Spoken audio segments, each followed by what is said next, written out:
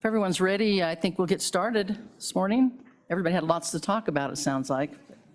Welcome back, everyone.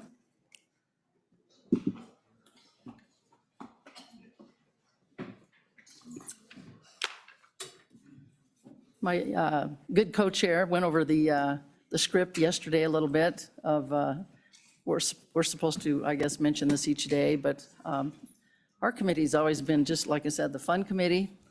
We haven't had to have troopers or anybody else from the, for protection. So don't prove us wrong today. Just everyone be nice, play nice, and we look forward to great testimony from many of you, and hopefully have as good a day as we had yesterday. I want to thank ahead of time the Game and Fish for the tour yesterday, and yeah, give them a hand.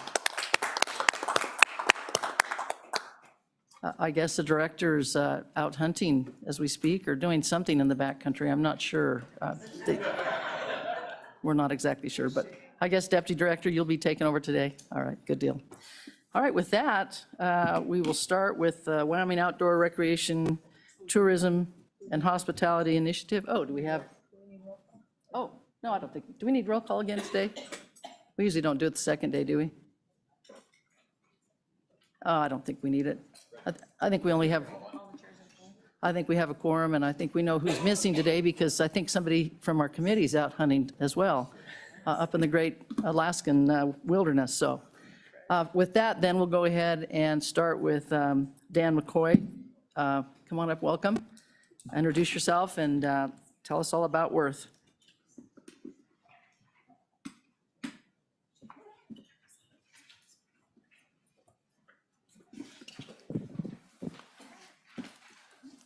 Madam Chair, members of the committee, thank you for the opportunity to present to you all today about the Wyoming Outdoor Recreation, Tourism, and Hospitality Initiative at the University of Wyoming.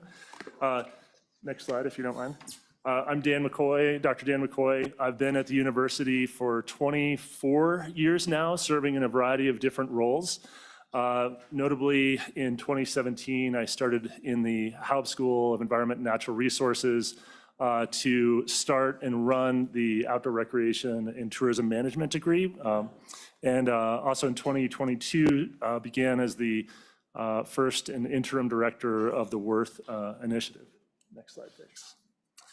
Before I start talking about the Worth Initiative, I just want to kind of back up and just kind of explain a few things that the university has done recently to support the travel and tourism economy here in Wyoming. And like I mentioned, so in 2018, we started this Outdoor Recreation and Tourism Management degree. Enrollment has been fantastic. It's been growing and then now steady.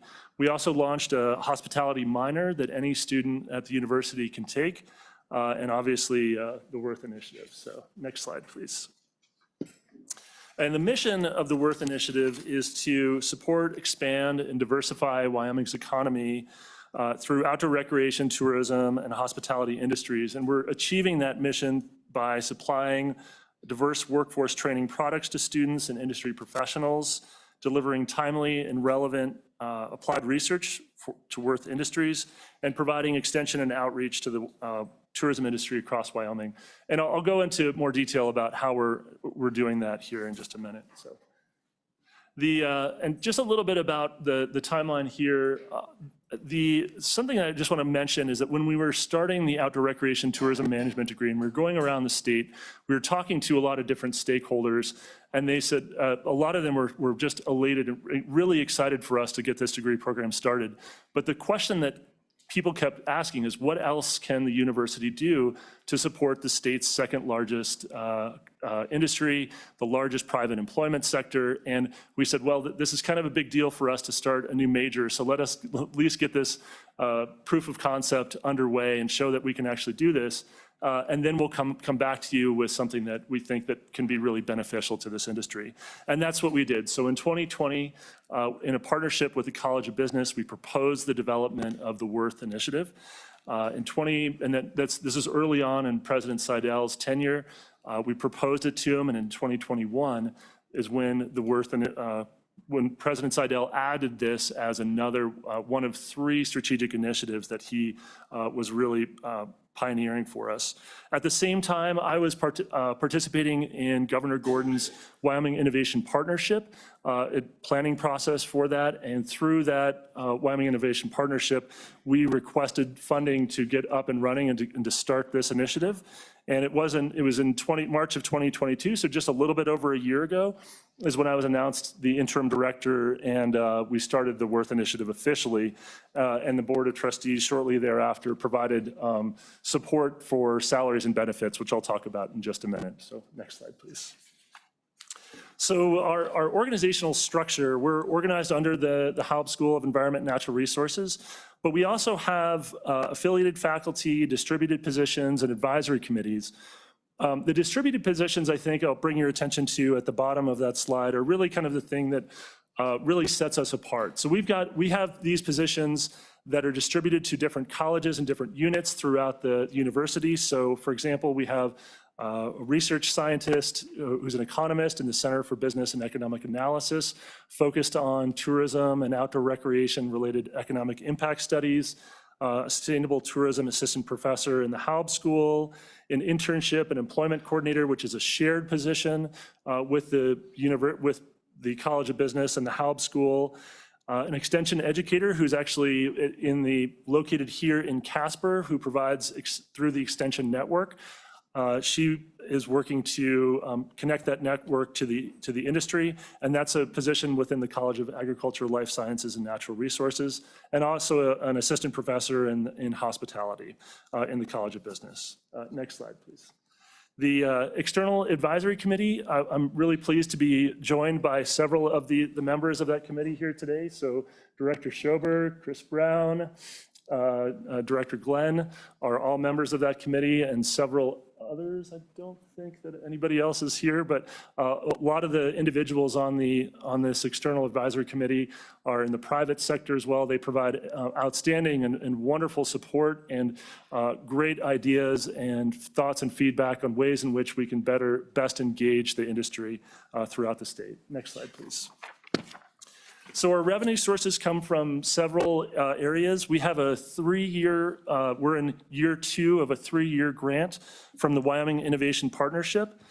The university, President Seidel said that in initiating the Worth Initiative, the UW Block Grant provides support for salaries and benefits for this. We've also begun to generate our own revenue, and I'll talk a little bit about the ways in which we're doing that here shortly. And we also have a $250,000 match from the Wyoming Office of Tourism to support student scholarships, students who are pursuing a Wyoming internship, and also to support the Worth Initiative. And the way that that's structured or set up is as a matching grant. So we're actively right now pursuing private funding to kind of match that support from the Wyoming Office of Tourism. Next slide, please. And I want to. Go ahead, Representative. Thank you, Madam Chairman. Dr. McCoy, so what is your total revenue and your budget, if you would, please? Yeah, great question. So the budget it's broken down into different parts. So the block grant is a little over $700,000 from UW. The Wyoming Innovation Partnership is a 3-year grant for $3.14 million. The generated revenue, I don't have that number in front of me, but it's approximately a little bit less than $500,000, and the $250,000 is from the Wyoming Office of Tourism. So. Okay, thank you very much. Go ahead, continue. I want to apologize about this slide. I just want to let you know that I do not subject my students to this level of detail and the number of words on a slide.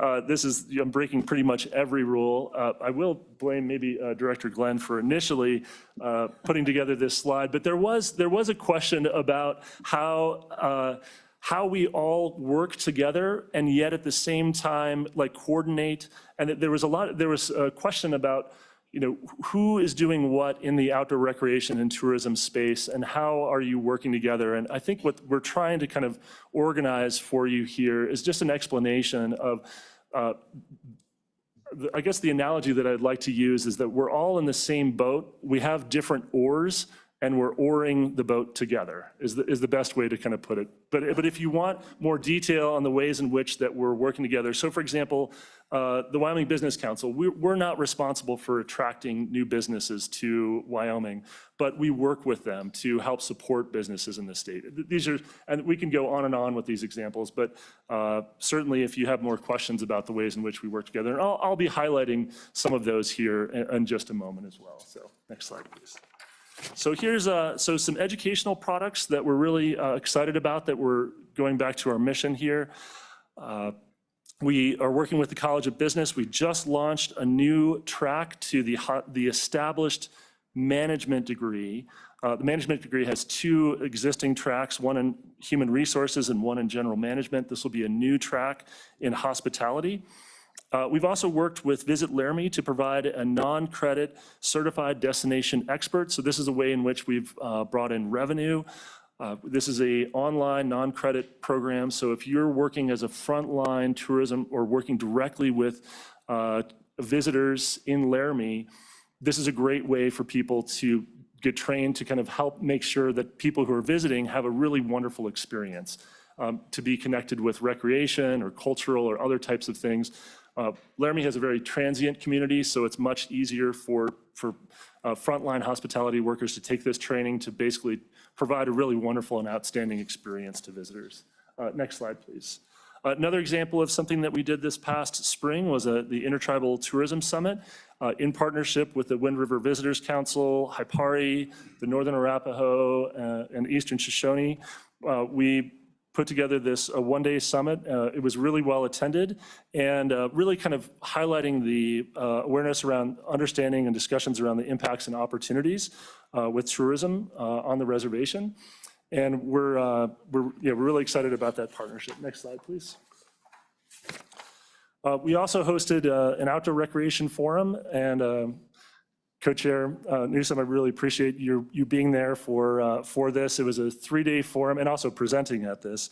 It was a really wonderful way to kind of bring people from all across the state to talk about outdoor recreation. A great partnership with the Wyoming Outdoor Recreation Office, and Patrick Harrington's here from there. We had really great presentations from students. So students were really involved in this and presented their work on outdoor recreation in Wyoming.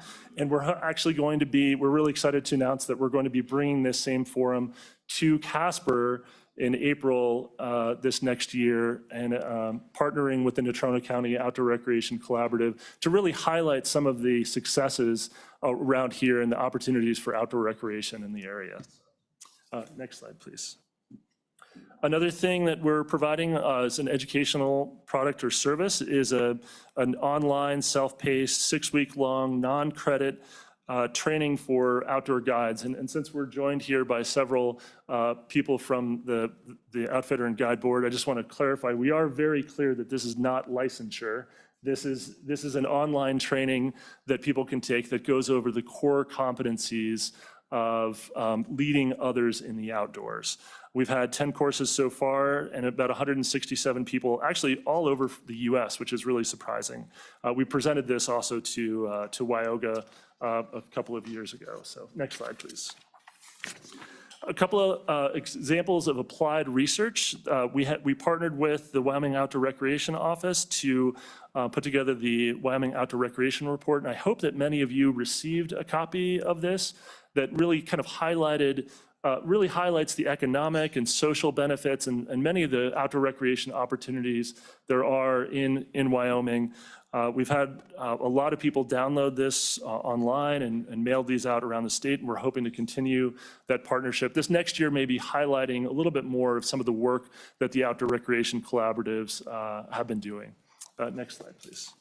Another example of some of our applied research, and again, this is a way that we've partnered. We're finalizing a contract with the Jackson Hole Travel and Tourism Board for a 3-year-long project to help them measure the Sustainable Destination Management Plan, the impact indicators develop a destination data bank, and complete a visitor intercept survey and a resident sentiment survey. So we're really excited about this partnership. It's been received well, and it's a 3-year-long contract that's part of our revenue sources going forward. So next slide, please.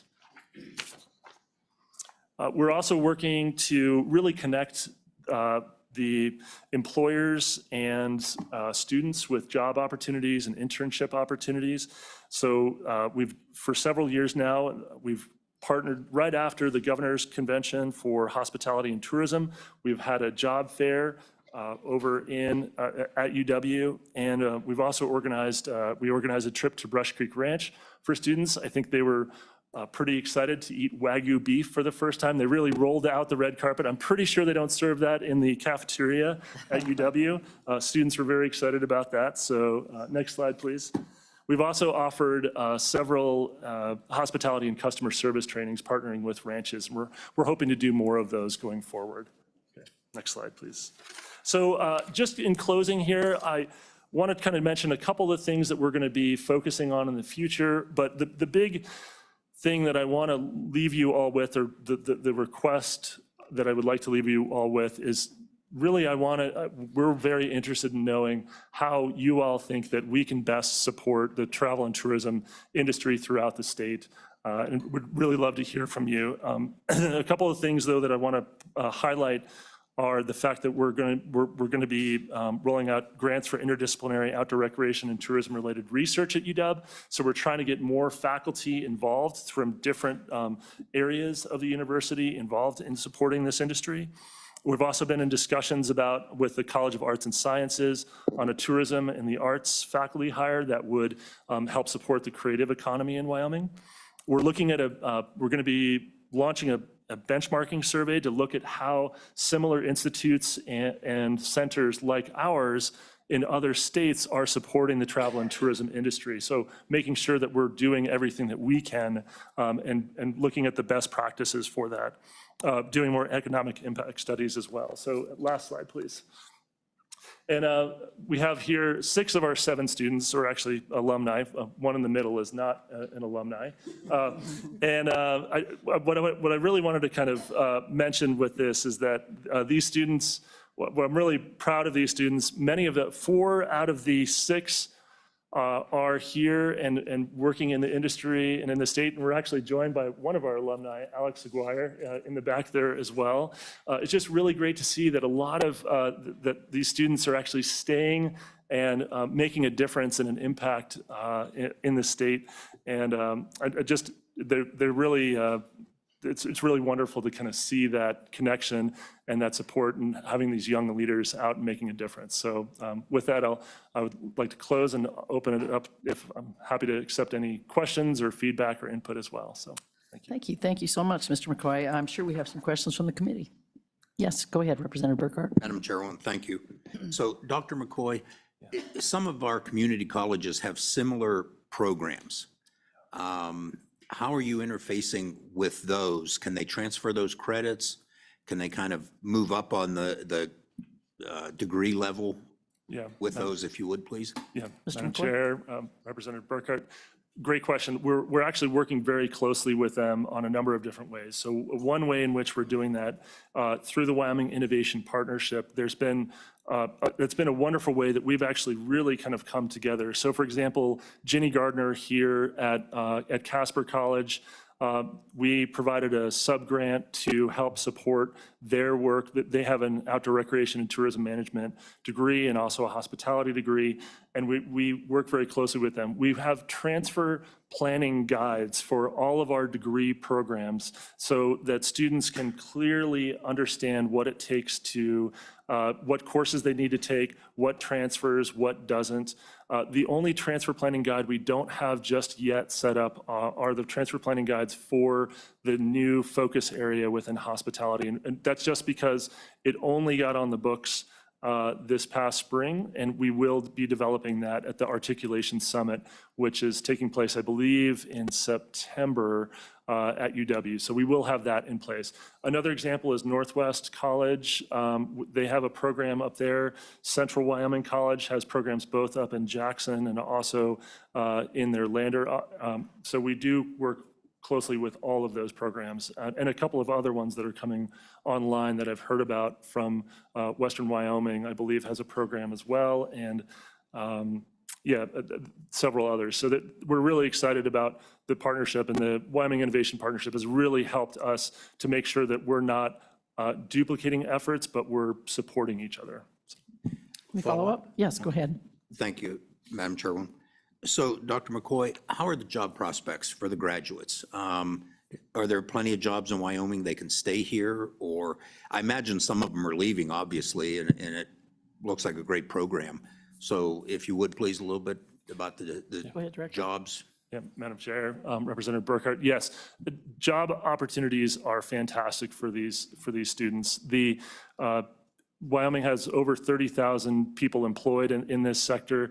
We're incredibly excited to have an internship and employment coordinator. Previously, it was me working with students or our faculty, kind of like people would approach us and say, hey, I've got a position and can I get a student in this? But now we've got somebody who's going to be dedicated to making sure that those connections are there. Not only that, but we're also looking at establishing formal relationships and agreements. So for example, we just had a conversation with Mike Heller up in Xanterra. He previously had an agreement directly with I believe it was UNLV in Nevada, but that agreement has kind of since gone. But we're hoping to have an agreement with Xanterra to have a formalized relationship for a management training program that'll help him and also help our students as well. So that's just one example of many, but the job prospects are very good, I would say. Yeah. Follow up? No, okay. Go ahead, Senator Jones. Madam Chair. Dr. McCoy, if I could ask you a question. The Outdoor Recreation Forum, it's my understanding that the motorized community wasn't really included very much in that. And I know that UW did a study maybe last year or the year before about the number of dollars that the motorized community brings to Wyoming, especially my west side of the state is huge in snowmobiling. And I was just wondering what you were going to do to try to make that different. Yeah. Director? Fair. Yeah, Senator Jones, that's a great observation. Yeah, I'd heard that feedback as well. We sent out several hundred invites, but there was a specific invite to I think the Trails Committee that we could have, that was not included on our list, and we will rectify that for this next year. Motorized, there were several representatives from the motorized community who were there. We're really agnostic when it comes to different specific forms of recreation. We want everybody to come to this forum. And another example, I was just talking yesterday to somebody from the Search and Rescue Committee community, and they were mentioning, the impacts that they've had and the difficulties they had. And one of the suggestions was to potentially have a full day event for the Search and Rescue Committee or community to figure out funding strategies, staffing strategies, basically to support them. Because if we're talking about expanding outdoor recreation, these things kind of need to go hand in hand. So this was our first attempt at doing this outdoor recreation forum, and in the future, we've learned our lessons, and we will definitely make sure to reach out to even more communities next time. So thank you. Any other questions? Oh, go ahead. Let's start with Senator Guru. Thank you, Madam Chairman. Good morning, Doctor. Couple of questions. One, just you can ballpark this one, but how many students do you touch, whether it's, full-on people in the program, people that are doing minors, people that are just taking classes? How many students are you interacting with at the university, just in a ballpark number? Yeah, Madam Go ahead, Chair. Director. Yeah, Senator Guru. I would ballpark it at about 125, because there's students that I'll be in an intro class this year that are not declared as our majors and may decide to go in a different direction. But yeah, Okay. that's about right. Follow up? Follow up? Yes, go ahead. On the outdoor guide course, how do you get that information out to, do you just go through the Outfitters and Guides Association? Do you have a wider arc? If I'm a float trip guy, how do I find out about it? How do you get that word out? Director? Senator Grubb, that's a great question. When we initially rolled out that program, it was heavily targeted to Outfitters and Guides. So I went up to the Wyoming Outfitters and Guides Association, presented about it. We also went Grand Teton National Park, and specifically Chip Jenkins, superintendent of Grand Teton National Park, has been incredibly helpful in pushing out the word about that to their commercial use authorized vendors in the park, and that has been incredibly helpful for us. But the other thing is Google is actually, or any natural search terms. We've had people from Alabama who found this thing and just want to start leading others in the outdoors and wanted to have some way to learn about this. So it's been surprising how much people have just kind of naturally gravitated to this, but definitely our target market was really CUAs up in the northwest corner there, so of the state. Follow up? Go ahead. One last one, Madam Chair, and thanks. On the applied research that you're working with, the Jacksonville TTB, and you're trying to replicate kind of what they're doing or build on that and then offer it to other communities through Wyoming tourism? Is that how you see that? How do you see that playing out? You said, did you say revenue source with that one, or? Right. Yeah, and then how does that evolve? ahead, Director. Madam Chair, Senator Greer, yeah, great question. So that is it's a 3-year contract. So it consists of several different components that we're going to be helping the Travel and Tourism Board. So as you're probably well aware, the Sustainable Destination Management Plan came out just last year, and from it there are several known impact, or there's indicators that they're going to be measuring, or known performance indicators, or KPIs, that are embedded in that document. So there's several different things that we're going to be doing. We're going to be tracking their performance on instituting that Sustainable Destination Management Plan. We're also going to be looking at the impact indicators on the community. So those typically fall into environmental, social, and economic impact indicators, or the kind of primary buckets that those fall into. So, and we're going to be putting all of that into a destination data bank for them. And then the 2 other parts and pieces to that is a resident sentiment and a visitor intercept survey. But to your question about how does this relate to other areas, as you probably well know, tourism in Teton County is a little bit different compared to the rest of the state. We are absolutely able to support and therefore other destinations throughout the state to support any type of research that they may have. But that's probably not going to be the level or extent that Teton is looking for. Anything else? Just a second. One more. Go ahead. Just a comment. Now, the questions, and Senator Jones's question was kind of dovetailing onto that. As we get ready, is that me? No, that's not me. Time to get up. That wasn't me. No, the point, as you prepare for coming to see us at JAC, it would be super helpful for you and for me as well. But to talk about those gross numbers, how many people around the state are you interacting with students at the university, the trail people in the southwest corner of the state, the Outfitters and Guides across the state, and each community, whether you're monetizing it, giving the information away at whatever level, that who you're talking to in each community.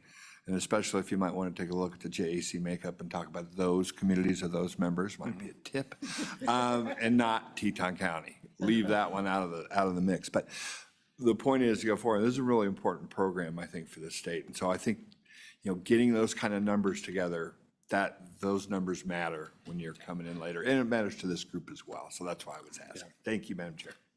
Yeah. I think Representative Larson has a Question?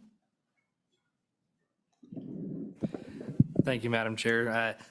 I was going to kind of ask the same question Senator Greer was going to ask is, how are you working to do this applied research across the state? Because I think that's very important. There's a lot of tourism centers here in the state, Southwest Wyoming, for example, with Flaming Gorge and all that. So I just think I wanted to emphasize the importance of this getting across the state rather than just in Jackson. And I mean, I read through that outdoor recreation report. It's fantastic, has great information. So just keep on doing what you're doing, but I'd like to see that across the state.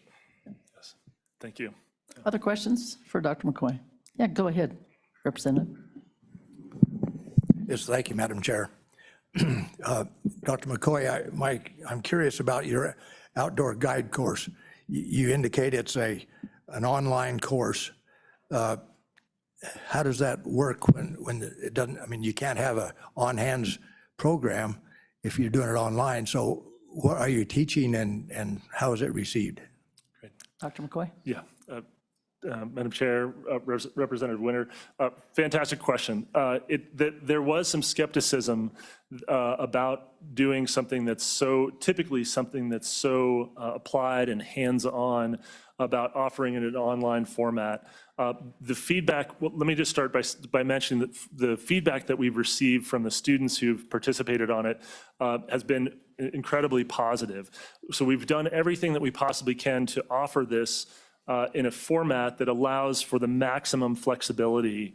That's the thing that we found in developing this course was the biggest request from for people who were interested in taking this was that they really wanted to be able to do it on their own time and do it on their own pace. And so when we set up the course, we focused it on two different, one textbook that's probably the one that I've taught classes on for outdoor leadership that focuses on I believe it's seven different core competencies of outdoor leadership. So it focuses on things like safety, risk management, communication, judgment, understanding what additional certifications you need.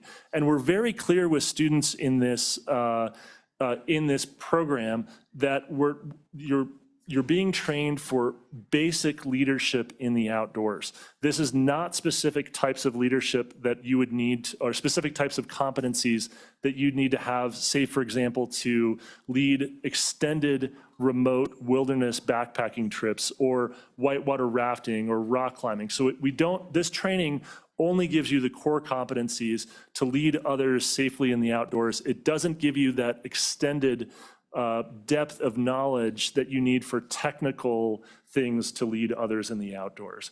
And overwhelmingly, it's been received very well.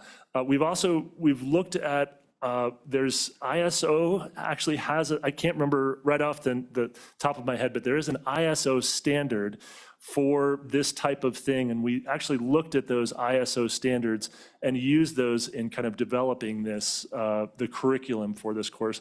And talked with several different, we had lots of different people who lead others in the outdoors to kind of develop the course. So it's pretty extensive, and it takes about 32 hours to complete, the average student, so. Yeah. Any other questions? Okay, go ahead, Representative Burkhart. Thank you, Madam Chairman.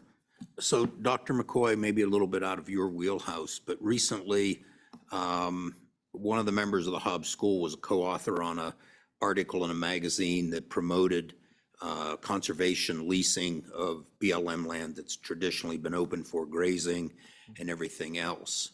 Raised the hackles and ire of a lot of the industrial community. Would you care to comment on that at all?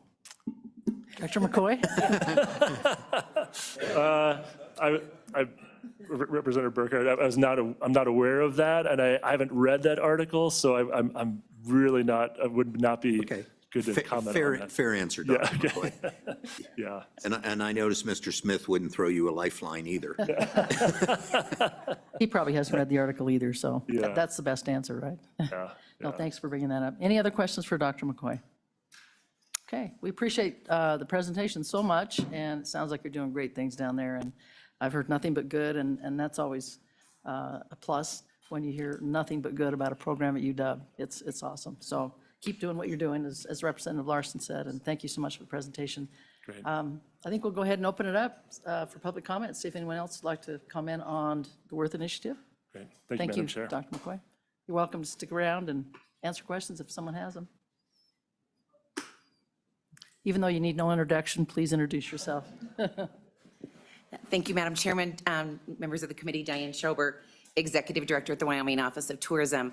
I just briefly wanted to put an exclamation point on the collaborative efforts of this program as it relates to the work of the Wyoming Office of Tourism and certainly other agencies within the state. To a question that Senator Guru asked, we are using a lot of the work that happens at the Worth program and some of that applied research to establish best practices, and certainly in Teton County, where the tourism issues and opportunities may be slightly different than they are at other places in the state. You certainly can draw learnings from those and how we can best manage tourism for the benefit of all communities across the state of Wyoming. So I wanted to emphasize that. And I also wanted to just remind you that when we were together in June, I shared with you a hospitality campaign that our office had deployed to recruit students and ignite careers and the passion for careers in hospitality and tourism. And within those, that campaign, some of the direct actions were to seek out career programs or educational programs at community colleges across the state of Wyoming that offer hospitality or tourism campaigns, and through the Worth program, the College of Business at the University of Wyoming and the Hobbs School. So we were excited to get our initiatives off and running. We're excited to continue to support it. And we're also excited to be able to share with you the match, hopefully very soon, on the $250,000 that was authorized from the Wyoming Tourism Reserve and Project account. And that would then create a $500,000 funding for the Worth Initiative. So we'll have more on that. But just wanted to put a little bit of highlights on that, on the work that they're doing there and how much we appreciate your support of our efforts to be able to leverage all of this together. And I would answer any questions if you have them. Questions for Director Schober? Go ahead, Representative Burkhart. Thank you, Madam Chairman. So Director Schober, is this a program you'd be interested in hiring out of for Department of Tourism? Go ahead, Director. Madam Chairman and Representative Burkhart, on the that final picture that was in the presentation, one of the young women that was standing right next to the governor works for our office, Sarah Reed. She's from Buffalo, Wyoming, and she's been with us. She just celebrated her one-year anniversary earlier this month. So we're really pleased. And we've also had many interns from this program work in our office in the summer. Follow up. Yes, which go is- ahead. Thank you, Madam Chair. Thank you. We appreciate you hiring local.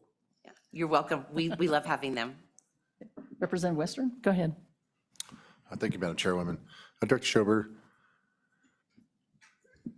with this Worth program and just across the outdoor recreation and hospitality industry, what have kind of been the trend lines in terms of average compensation for some of these folks that come out of these programs and the outdoor recreation? Is it trending upwards? Is it downwards? Is it flat? What does that look like?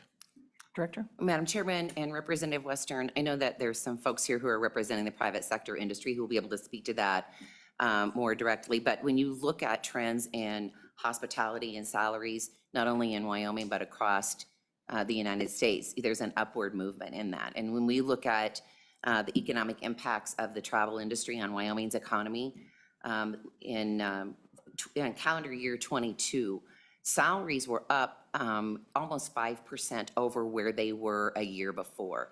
And that is something that we've seen on a trend line, continuing to an upward movement, which is a very positive thing for everyone working in this industry. I have been a huge advocate of always trying to dispel those painting with a broad brush that these are low-end jobs. I mean, every industry has entry-level positions that they have and they enter into. And this is certainly an industry where you can advance quickly into management and then into C-suites and have a long and lucrative career. Other questions? Okay, thank you so much, Director. Appreciate it. Other folks who would like to comment? Come on up. Welcome. Introduce yourself, please. Thank you very much, Madam Chair and members of the committee. Chris Brown, representing the Wyoming Hospitality and Travel Industry Coalition. I'll be very brief in my comments, but I just wanted to underscore the tremendous value of Dr. McCoy and the Worth program, and just wanted to answer a couple of quick questions. To begin with, Representative Burkhart, you asked about, are there jobs in the industry here for these graduates to be placed in? Absolutely. Most of the labor-related dialogue I've had with you over the years has been about wage and entry level, but absolutely there are salaried positions in all aspects of hospitality and tourism for these graduates to come out of and be placed in. We are the largest private sector employer in the state, and you've heard me testify before that a very labor-intensive one. It takes a lot of employees to run a fully staffed hotel, restaurant, rafting company, et cetera. And so absolutely, there's a lot of opportunity. Speaking to Representative Western's comment, you heard me tell the story last month about my son starting his very first job at $14 an hour, which when I worked in the industry was a preposterous amount as an entry-level wage. And so I realize my comments are anecdotal, but absolutely wage has been trending upward. And the folks that are graduating from the Worth program aren't coming in at entry-level positions. They're coming in all sorts of salaried positions that the industry needs: comptrollers, salaried management at every level, marketing, website development, et cetera. And so there is a ton of opportunity. And through, with all legislative committees, we hear quite a bit about what is going to keep young people here in the state. The hospitality and tourism industry is a great opportunity for folks to stay here in the state and to broaden their horizon and take their career elsewhere as well. And so it really is an amazing pathway to follow. Just one more quick comment, Representative, you mentioned, what about the community colleges? Absolutely, community colleges are starting to show interest and starting to build out programs related to hospitality and tourism.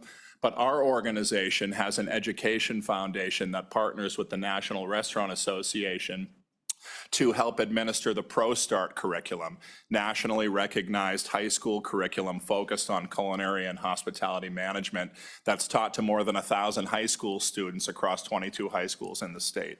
And so the industry, you hear me speak a lot about the need for labor and workforce. We're very proactive in trying to develop that workforce, and we greatly appreciate all of your support in trying to achieve that. I'm pleased to report that since COVID this summer, in speaking around my board, I'm starting to hear we're doing okay with labor. It's not as bad as it used to be. And so by no means am I indicating everything is fine with the workforce, but it's nice to hear some positive comments as I speak with operators around the state that staffing is starting to level out a little bit for some businesses.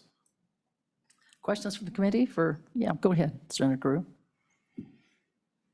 Thank you.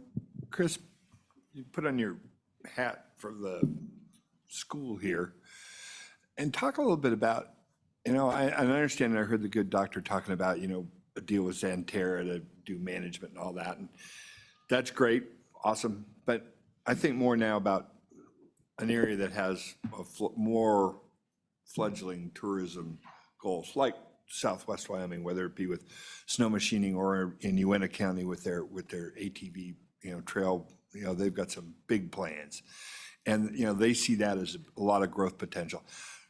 For the school, how can this program, help them and overlay? So from mom and pop, whether it's restaurants, small hotels that are trying to become bigger, bigger operations, to lure in those folks to get, to market to those people that are more inclined to do those kind of sports and things like that, to kind of build up their own little pockets. And whether it be there, I'm just using it as an example, but because I know there are others in other parts of the state, and not talking about the Teton counties or places, Park County, where it's a little more mature and as far as that goes. But those new areas, how do you see that playing out? Sure.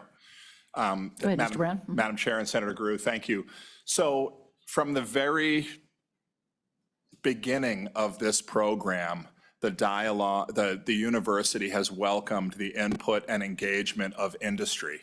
They have regularly sought out to industry, what are your needs? What are the direction we need to go in? And sometimes there's been instances where the direction headed and it missed something or wasn't quite as focused on one sector of industry. And the university and Dr. McCoy have always been wide open with hearing feedback and saying, maybe we need to take a little bit more look at this sector, or maybe we need to take a deeper dive into that. And so I would say their hand is absolutely on the pulse in the vein you're speaking to, because of how integrated industry is in the development and direction of this program. If you look at the advisory board, it primarily consists of industry leaders around the state. And so I think that if they continue in that same inclusive direction, those questions and those pockets will continue to be filled. Good enough. Any other questions? Okay, thank you so much, Mr. Thank you. Moran. Any other public comment from anyone in the room? Okay, how about online? Do we have anybody online? Okay, we'll close public comment. Thanks you again to Dr. McCoy and your presentation. I've heard, like I said, nothing but good about the program, so appreciate it. All right, let's move on then to commercial fishing outfitters and guides. There might be a few folks here to hear about that, and I'm assuming Deputy Director's going to be taking over today. And anyone else you'd like to bring up?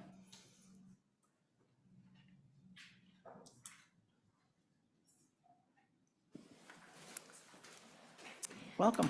Yeah, good morning, Madam Chair, committee members. Again, thank you for a great discussion yesterday afternoon. I thought that was very valuable. As you know, my name is Angie Bruce. I'm the Deputy Director at Wyoming Game and Fish, and here to help me today is Alan Osterland, and he's Chief of our Fisheries Division. But I did want to take a minute to recognize our commission for this area, District 7. John Masterson came in. He made quite an entrance there, hobbling in. But he oversees Carbon, Trona, and Fremont County as on our commission. So with that, we're going to be pretty brief today, but before our remarks, I'd just like to take a minute to recognize, I think you heard yesterday when we heard from our local fisheries biologist, the local outfitter, who were really close to the issue that we're discussing. I thought that was really valuable, but it dawned on me that, we're having this discussion because of the great resource we have. You heard numbers yesterday about the fish per mile on the Platte, pretty impressive. And so I'd just like to take a minute to recognize Alan and his staff for doing that management. Otherwise, we wouldn't be here today talking about sort of the people end of it, the management of that. But anyway, we're going to be pretty brief. I'll turn it over to Alan, and then we'll be available for further discussions and questions as you walk through this. Okay. Go ahead. Morning, Madam Chair, committee members. I'm Alan Osterland, Chief of Fisheries, as Angie mentioned, and thank you for the kind comments. So we covered a lot of ground, I think, in June, and we covered some yesterday. One of the things that I wanted just to reiterate is that we're in a pretty good place right now, resource-wise. You heard Regional Supervisor Hahn mention that, we're maybe at the precipice, but there's a lot of mitigating factors when you're talking management. It's never usually one thing when you're talking aquatics or terrestrial. Right now, some of the limiting factors in those populations on the Platte is flushing flows and spawning habitat. There's very little, it's mostly catch and release. There's very little harvest in that, in most of these stretches that we're talking about. We talked about the Platte yesterday. Some of the other ones in the state that we've been evaluating are the Green, the Upper Green, the Lower Green, the Salt, the Bighorn, the Upper Platte. Probably the Lower Platte is the busiest, including Miracle Mile. The second, in my mind, right now, we've seen a real big uptick in the Bighorn out through Thermop, getting a lot of pressure there. And then it's a timing issue as well. Certain times of the year, like for instance on the Green, the Upper Green, when it's one of the first in the springtime and early summer to clear up, and that brings an influx of people from around the state where their waters aren't cleared up yet, and they'll come in there and fish. So those are the peak times, and most of the peak time within the state, our evaluations have shown is July.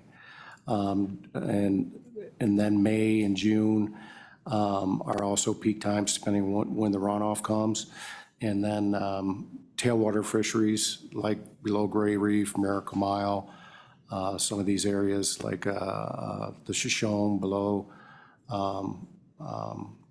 in Cody there, those tailwater fisheries, it can be year-long, high levels of fishing pressure. So, and then one other thing I wanted to cover during the tour yesterday, Representative Western had asked about bond amounts for fishing. There's that closure area below Gray Reef where we have a closure in the month of April for spawning, to protect the spawning reds there. The bond schedule there is $150. So, a little less than what I thought. But. Okay. Again, thank you for the tour yesterday and for all the information. It was really good. Questions from the committee for the chief? Go ahead, Representative. Thank you, Madam Chairwoman. Mr. Osterlin, do you have any idea of how many of those citations the department has issued, say in the last year or even a couple years, if you know the information off the top of your head? Go ahead, Chief. Madam Chair, Representative Western, I don't off the top of my head. I know that I heard Supervisor Hahn and the sheriff's deputy out there yesterday mentioned about 18 last spring, but within a short time period, but I don't have statewide. And that was just on Gray Reef. Follow up? Go ahead. Thank you, Madam Chairwoman. Mr. Osterlin, are those fees set in statute or in an agency rule or in statute? I know there might be a better question for Mr. King, but do you know off the top of your head? Madam Chair, Representative Western, that bond schedule is set through statutory process? State Supreme Court. Yeah, Supreme Court.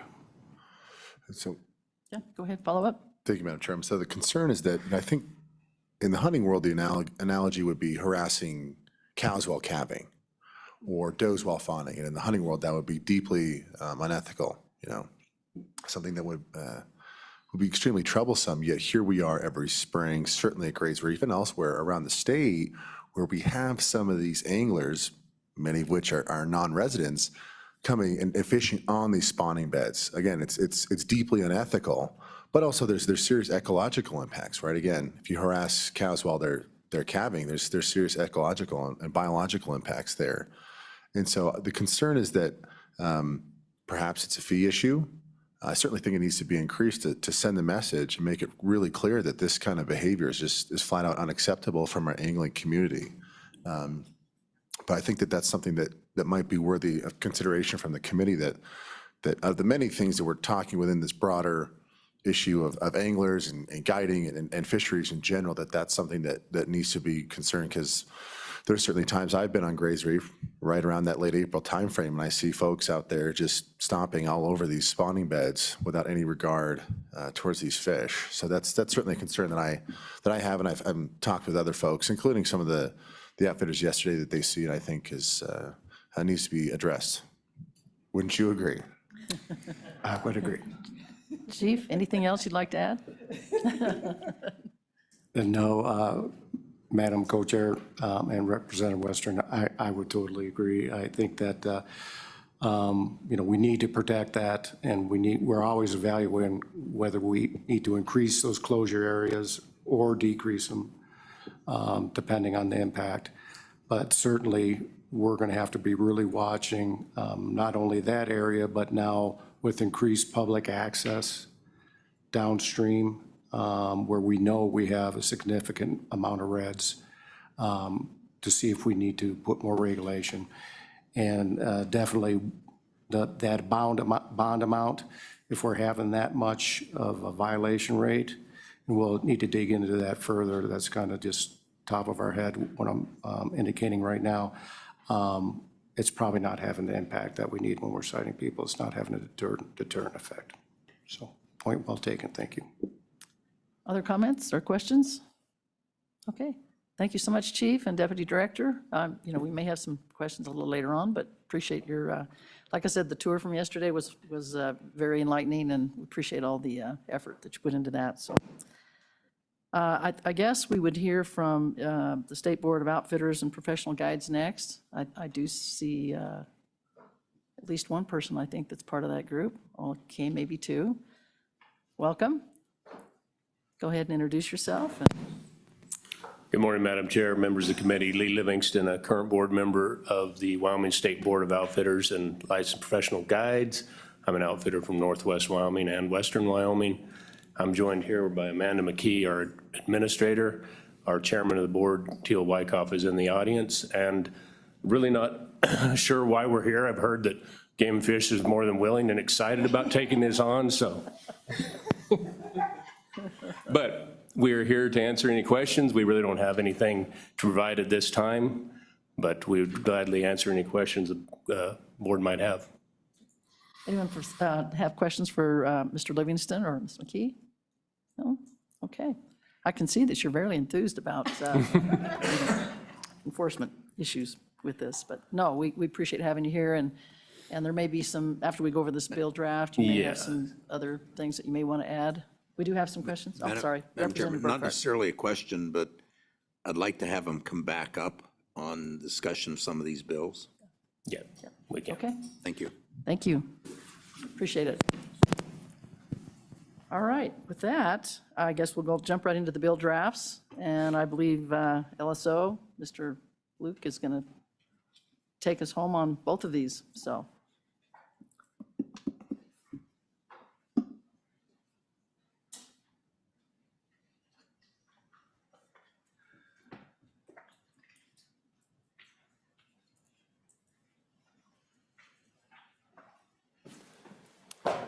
Thank you for coming and doing all the work on these. Go ahead, Mr. Plum, appreciate it. Good morning, Luke Plum, LSO.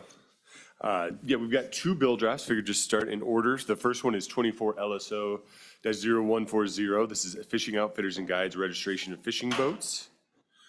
And so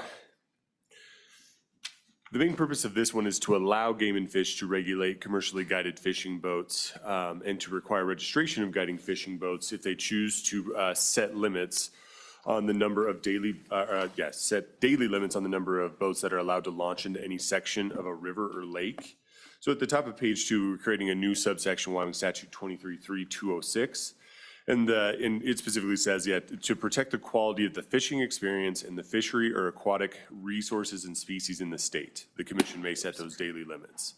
If they do choose to set daily limits under these provisions, the commission is required to hold a public hearing to gather public comments on those proposed daily limits in at least one community in which the rules will apply. And once they set those daily limits, they shall promulgate rules governing the registration and means of tracking the number of commercially guided fishing boats launching into a section of river or lake, and should also require registration and payment of an annual fee for each boat that is operated by an outfitter or professional fishing guide. And those outfitters and guides would have to display a registration sticker on their boat, on each individual boat that is registered under this act. And so then there's just a few definitions there to provide context. Commercially guided fishing boat is a fishing boat that is operated by an outfitter or professional fishing guide to provide fishing guide services for financial gain. Operate essentially means to navigate or otherwise use a boat for on a waterway in Wyoming. And then there's this definition of outfitter or professional fishing guide. It's fairly similar kind of throughout. It just does provide, specifically when you're hired for the purpose of financial gain to provide fishing guide services. And then this act is just effective July 1st, 2024. There was a question I know that kind of came up was whether or not to include an additional section for rulemaking, but that is kind of conditional. So that would be something just maybe for the committee to consider. With that, I would send for any questions for 140. Questions for Mr. Plum on this bill? Go ahead, Senator. Thank you, Madam Chair. I'm not following along on page 2, paragraph A. So we're giving the commission rulemaking authority, that's fine. But then on line 8, it says, in promulgating any rule under this subsection, the commission shall hold a public hearing. I just think this is a little vague. I think under the Wyoming Administrative Procedures Act, there's a process where, an agency says, we're going to do this, and then there are time limits where the public has a certain certainty of, how many days they have to comment and participate before the final rule is issued. So this just is confusing to me. Is it in promulgating any rule, or are we trying to say that in setting any limit, the commission shall hold a public hearing? So I'm wondering if that needs to be made clear, because when I hear promulgating any rule, I think Administrative Procedures Act. And then just whoever the bringers of this bill are, maybe I am kind of curious about the time frame. I think the whole point of having public comment is that the agency will receive that information and feedback and then base their decision on what they hear. I mean, this theoretically, they could come out and say, we're having a meeting, and then the rule goes in effect the next day. So I'm just wanting some more discussion on, do we need a little bit more thinking of how that process works? Mr. Plum, would you like to comment on that?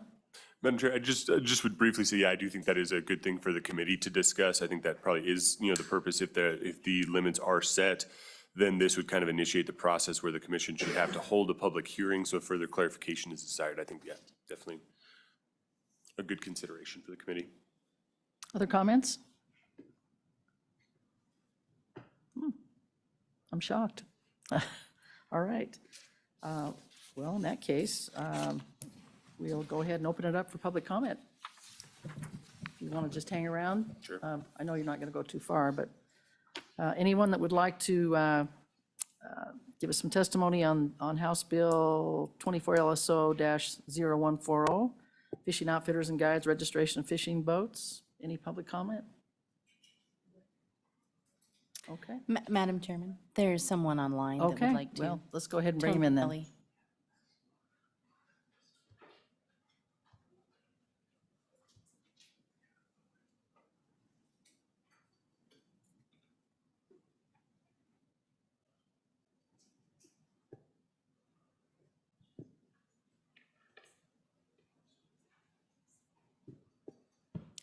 Mr. Kelly, if you'll turn on your microphone and your camera and you can go ahead and speak.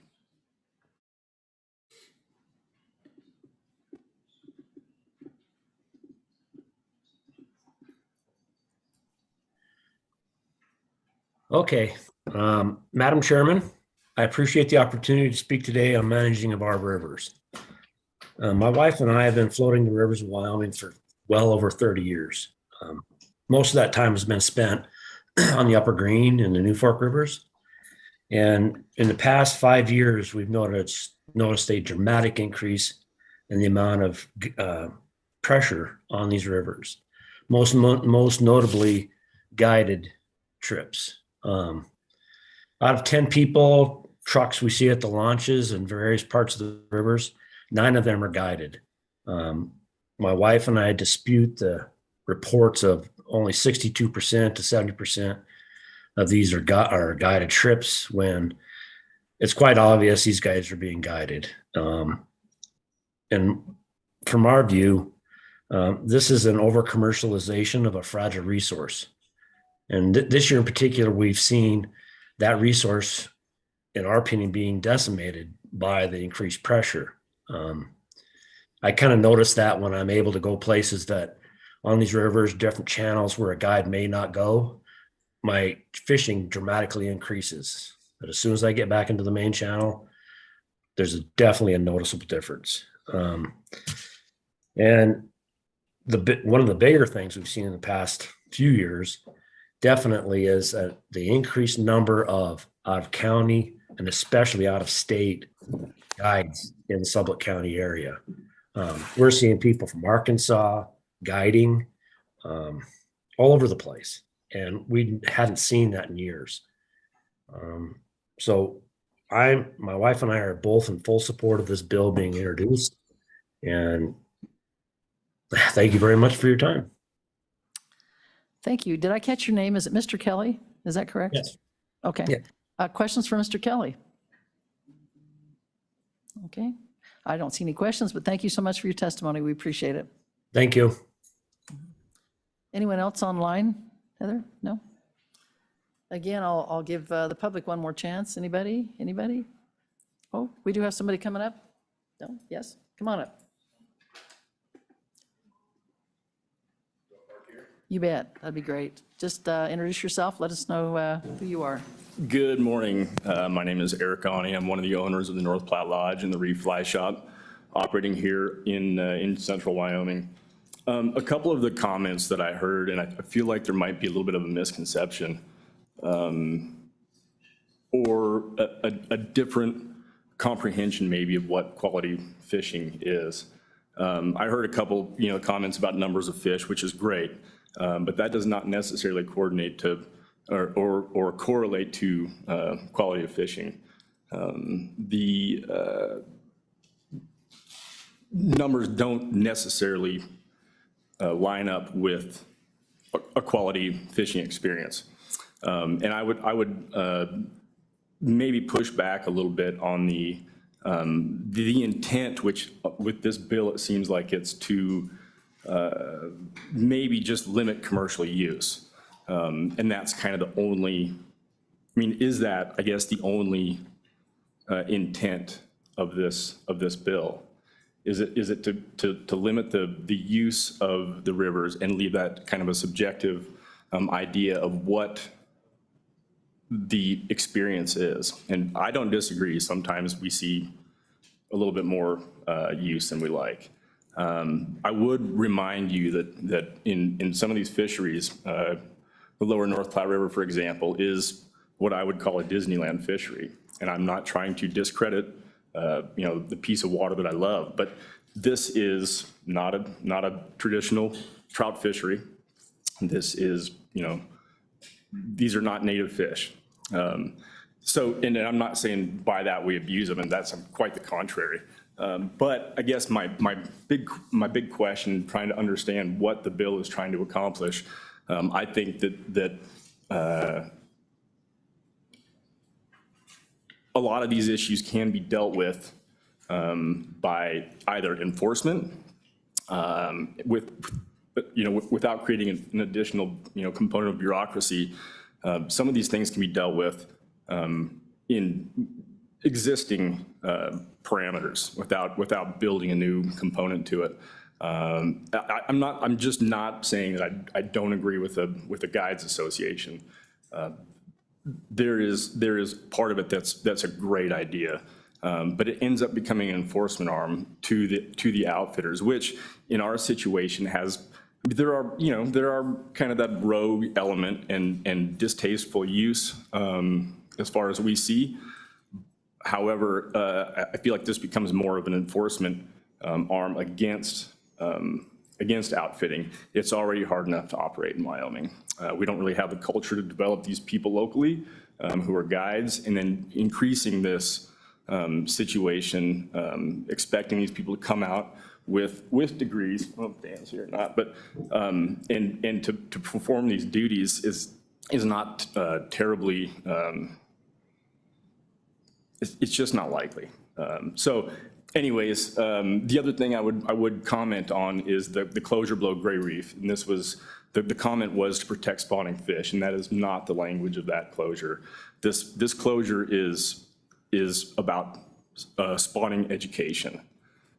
So immediately at the end of the closure is the largest spawning bed in that area. So anybody can walk right below it and target the reds in a location that's called, coincidentally, the Reds. Let's go fish the Reds. So anyways, I just want to clarify what that closure really means. It's about spawning education. It was supposed to be for people to view spawning fish.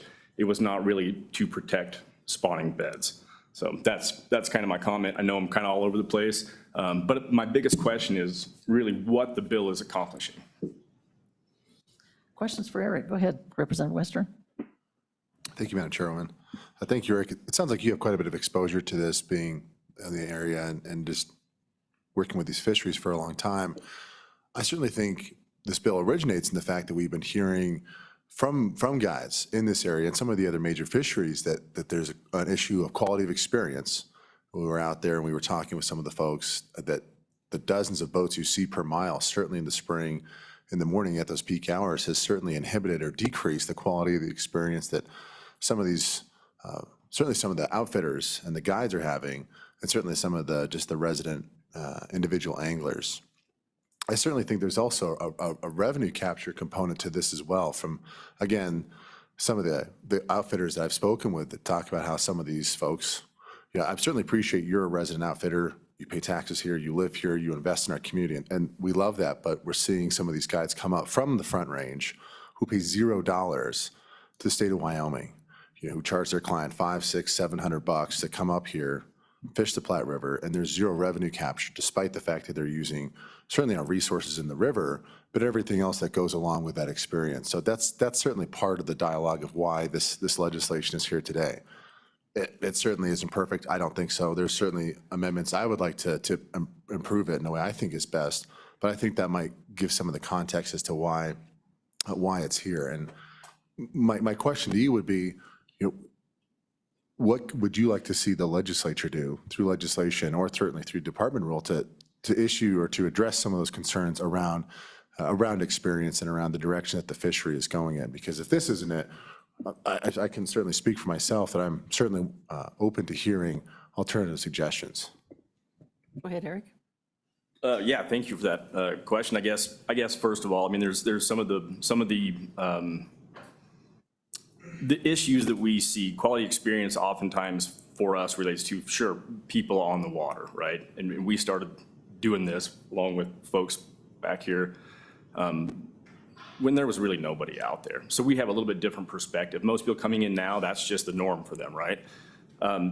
But we see a lot of fish scarring, and we see, maybe overfishing some water, and by outfitters. I mean, I'm not gonna lie about that. So there's some issues, and there are some issues with non-enforcement of regulations. There was a lot of non-enforcement of trespass. So some of those issues from an outfitting perspective, are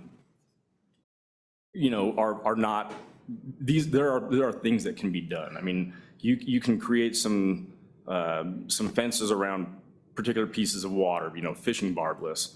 The targeting the reds thing, that's a slippery slope. That's a hard one to deal with, right? And nobody here thinks that's a legitimate way to target trout. However, man, I'm not sure how you're gonna do that without closing entire sections of river, right?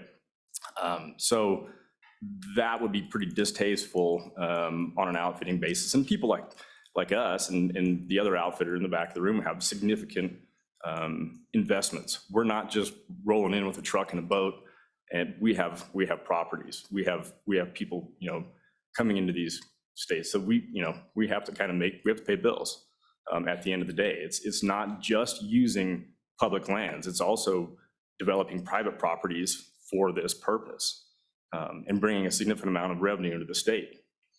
So those are obviously fears. I mean, we limit our boats per day. We already do that. We don't just book as many guides as we can in a day. We spread it out, and if it doesn't work, we send them somewhere else. So the limits, I think, are fine to a certain degree. It's just, how do you determine what is overuse? How do you determine who's violating this use, or what's the definition of a quality experience? A lot of people, and we don't really get it, but a lot of people, the quality experience is putting a hook and 100 fish in a day, right? And that's not where we live.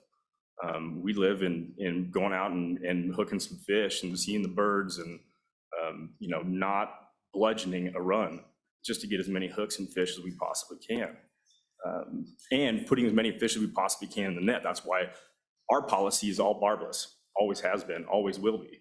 This isn't a policy that's, pushed on us. This is just something we do. So I think there are other ways to get around this. But I feel like some of this is done at a real, lower level kind of understanding of what the experience might be, and how to get around maybe altering the quality experience without it being a huge limit on outfitters. At the same time, people coming up from out of state doing trips without providing any revenue to the state, and there's a lot of loopholes, right? People can come in and guide without having to file any reports, pay any money to the agencies, or have insurance, first aid, those sorts of things. So on that level, I agree. I mean, there needs to be something done with that. And, Jackson, Teton County addressed it really quickly when they had a little loophole from Wilson to the canyon, right? The county went in and developed a permit issue. And that kind of really kind of curbed some of the quote rogue outfitting. Other comments or questions? Oh, go ahead, Representative. Thank you, Madam Chairwoman. Eric, thank you for your comments. I can speak a little bit to your last comment about Teton County. They did come in curtail, but it involved a lot of land exchange, and currently that exists with zero teeth in it. So it might exist on paper, but you could send your guides up there and have a free-for-all right now, and there's no repercussions. So it's something for the committee to note. But, I appreciate some of your policies as an outfitter, and certainly I think that everyone that fishes appreciates that. But to my friend and Representative Western, I think that ultimately some revenue capture is important, but you spoke a little bit to the experience. And if you want to speak more to that, I'd appreciate it, because I think that the goal of some of this, and we're still working it through, right? We're early on in the process. But do you think, to get to my question, it would be advantageous to have 20% less boats on the river, whether or not it's your outfitting company or others? What do you think your client would appreciate 10, 20, 25% less pressure on any given day in terms of a quality product that you're providing? Go ahead, Eric. Thanks for the question. On certain days, most of the year, most of the season, it's not an issue at all. This year's been particularly interesting because we've been blown out most of the year, right? So we have more people fishing a smaller section of river. Miracle Mile is obviously kind of the Wild West, and that's getting a little rowdy. We'll just be real honest about that. But most of the time, as far as numbers of people on the water, it's really not an issue. The springtime can be. And there's no doubt about it. We have a lot of people from the Front Range coming up and fishing when they don't have available water to fish. So they come and fish central Wyoming or go up to the Bighorn that time of year. So and then of course in Thermopolis there's a lot. It's much more limited as far as mileage. So yes and no. I mean, that one again is a slippery slope. There, I think 15, 20 days of the year where we're just like, this is a little bit out of control. And we typically do a split floats. We put it in different places and try to stay out of the groups of people. But always, nobody on the river is the most beautiful thing, right? That's what I love. I don't want to be fishing around people. I don't want to hear their music. I don't want to hear conversations. But that's not necessarily everybody's opinion of a good experience. So I would say just, across the board, 20% reduction. I mean, for me, that's great. But I don't think that necessarily aligns with the real world numbers of users on the river day in and day out. The vast majority of the days on the river are pretty quiet, to be perfectly honest with you, at Gray Reef. And people would think it's overcrowded, and you'll hear those terms used, overcrowding and that sort of thing, but that's just not reality on most days. Quick follow-up. Follow-up? Yes, go ahead, Representative. Thank you, Madam Chairwoman. Eric, thanks for the answer. Additionally, there have been some attempts industry-wide and statewide, independent of any lawmaking, to self-regulate.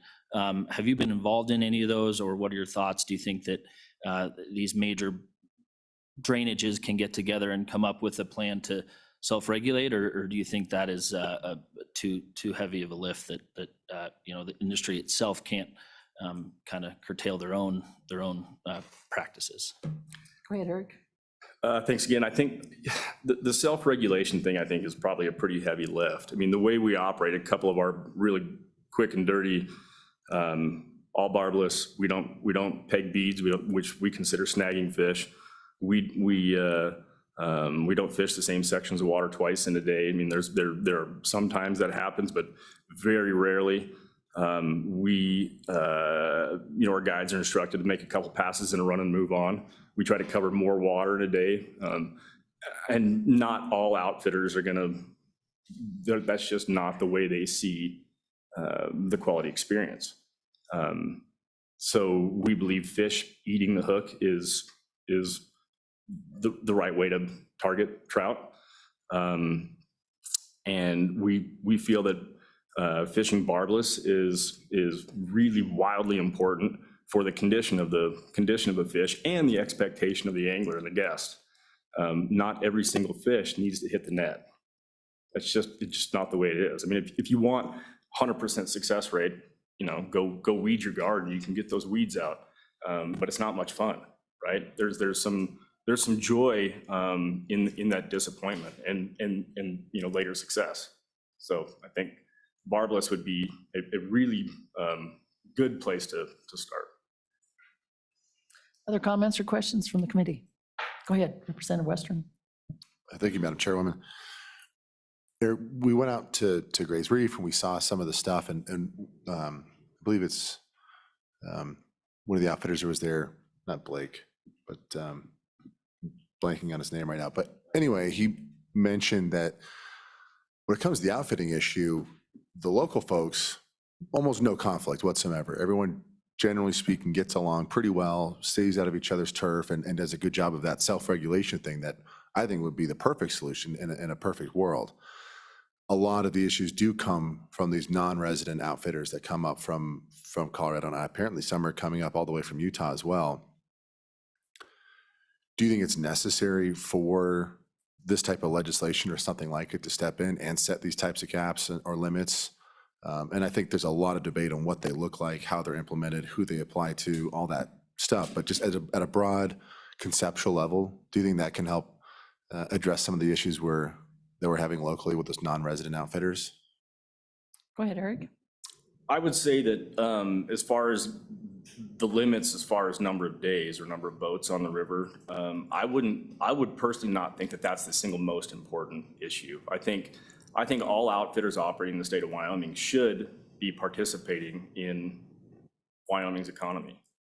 And that certainly is not the case. I mean, the rogue outfitting thing is the easy one to target. I don't think it's as big of a deal as that's not something I lose sleep over. It really isn't. It's as far as, you know, competition is concerned.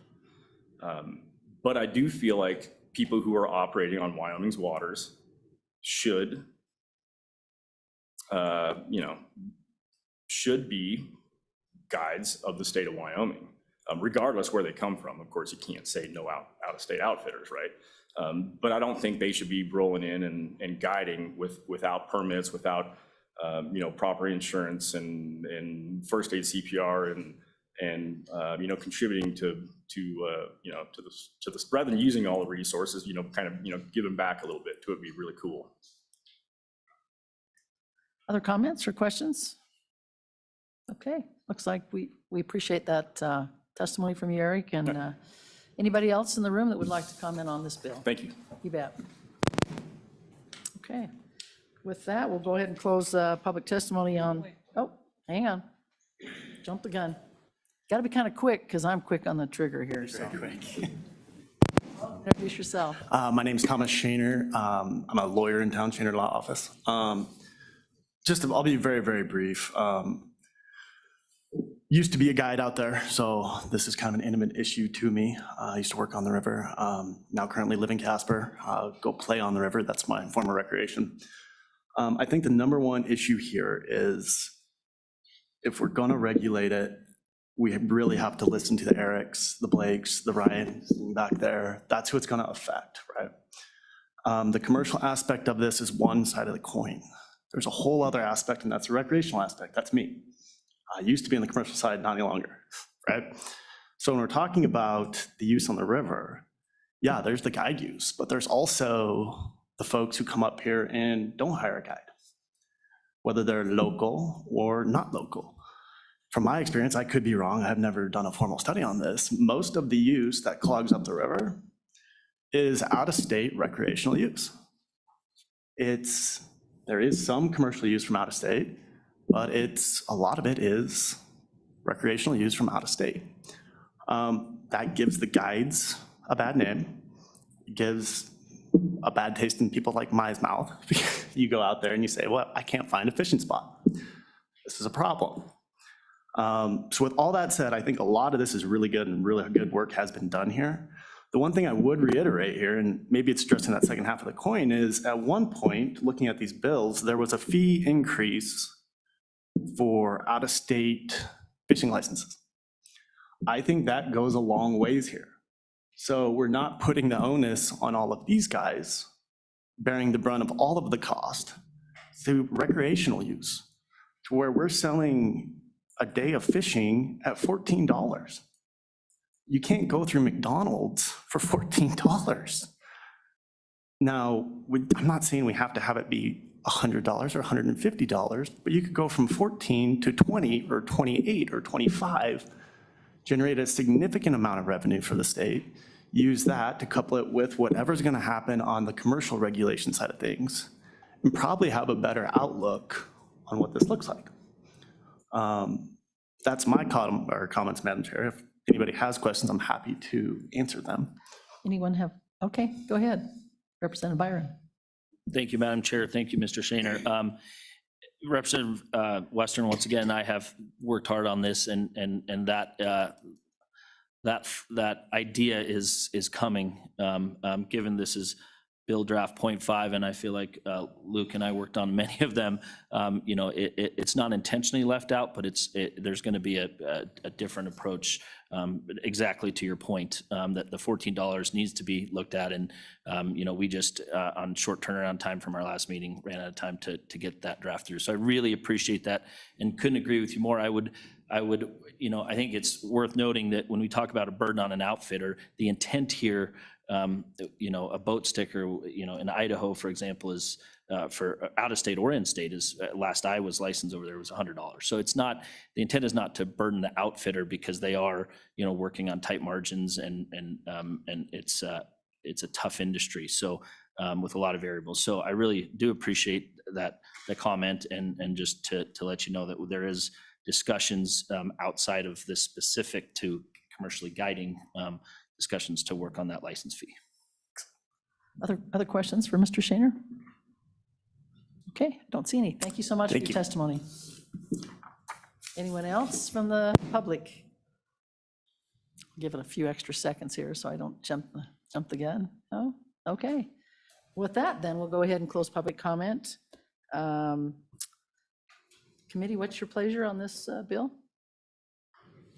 Move the bill. Okay. Do we have a second? Okay, second. It's been moved and seconded. Did you get those? Hopefully. I think it was Representative Larson, right?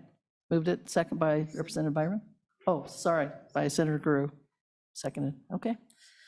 All right, then let's go ahead and work the bill. And, well, I guess first we better vote on that.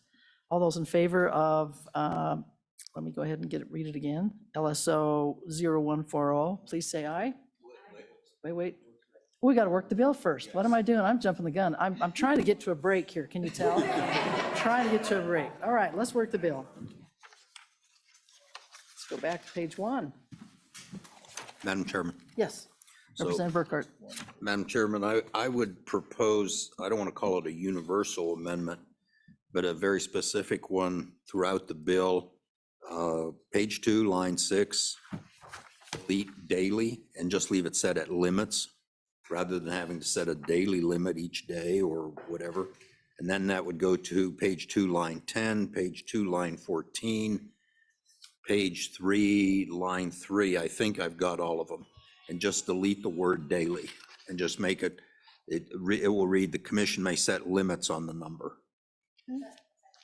Okay, second on that.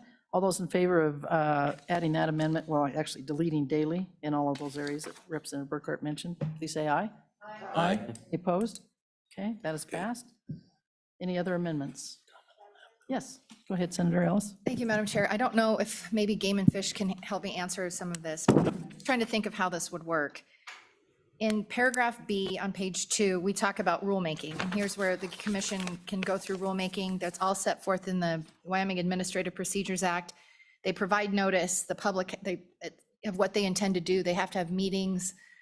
there's 45 days where the public can be involved. And so in my mind, that all makes sense of what's happening in paragraph B.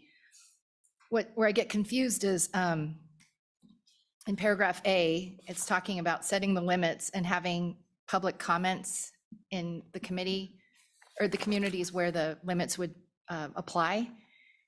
And this doesn't quite make sense to me. So I'm wondering if it's the commission's intent to just kind of set the rule, like, we know that there's a problem here in Casper. You've got a rule for Casper. You're not going to be changing it year in, year out. Is that my understanding of kind of where you're at? Or are you looking for flexibility so that, you set your limit for 2024, but it might be different for 2025, and you don't want to do a rulemaking separately for each year? So I'm just curious what your intent is. Go ahead, Chief.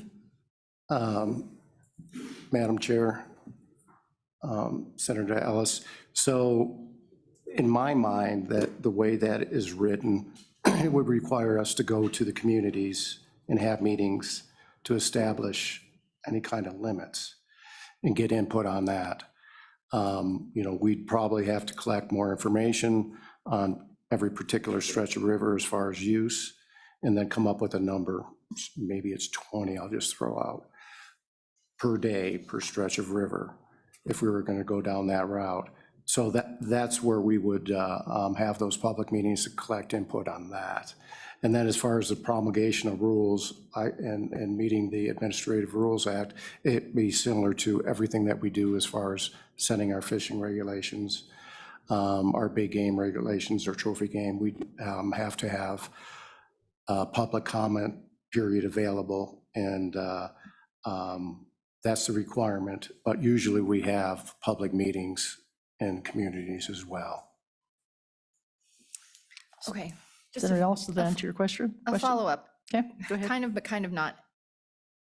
My question is, so if you have this meeting under paragraph A, and you have someone who said, well, I disagree with the limit you set, and you're excluding me, I've been harmed, can they, file a claim under the Wyoming Administrative Procedures Act? I'm just wondering if this meeting is covered, and I think that that's where I'm unclear of what this is. My thought is, in reading the Administrative Procedures Act, the requirement for the agency is to hold a public meeting, but it doesn't say where. And so I don't know if we just need to add, strike some of that language in paragraph A and make it clear in paragraph B that as you're promulgating these rules for certain areas, that they have to have a public meeting in the affected community. So I feel like we can make that change. That's kind of where I'm going with this. And I'm wondering on the, when you sent in the hunting analogy, you don't do a rulemaking every year to set your numbers in hunting management areas. You have flexibility to do that. So I'm trying to get us there so that you have that flexibility, but then don't have to do a rulemaking every year. But I think that some of that language up there confuses it. So I'd like a little clarity. I've been trying to work on this and look at this as I'm sitting here, but I don't know if Luke has an answer. Is this modeled after how the hunting language is in the statute? Go ahead, Mr. Plum. Madam Chair, Senator Ellis, it's not exactly similar to that. I think that there are fairly, Game and Fish does promulgate rules related to hunting every year, if I'm not incorrect. And so I think, yeah, there's definitely a way we could change this. I think I understand you, definitely some of the points that you were raising. Perhaps it should have been before promulgating any rule under this subsection, or tie it specifically more so to the process under the APA. Thank you, Madam Chair. So I'm going to make a motion. Okay. I move on page 2, starting on line 8, delete in promulgating any rule, and then delete all of 9, 10, 11, and 12.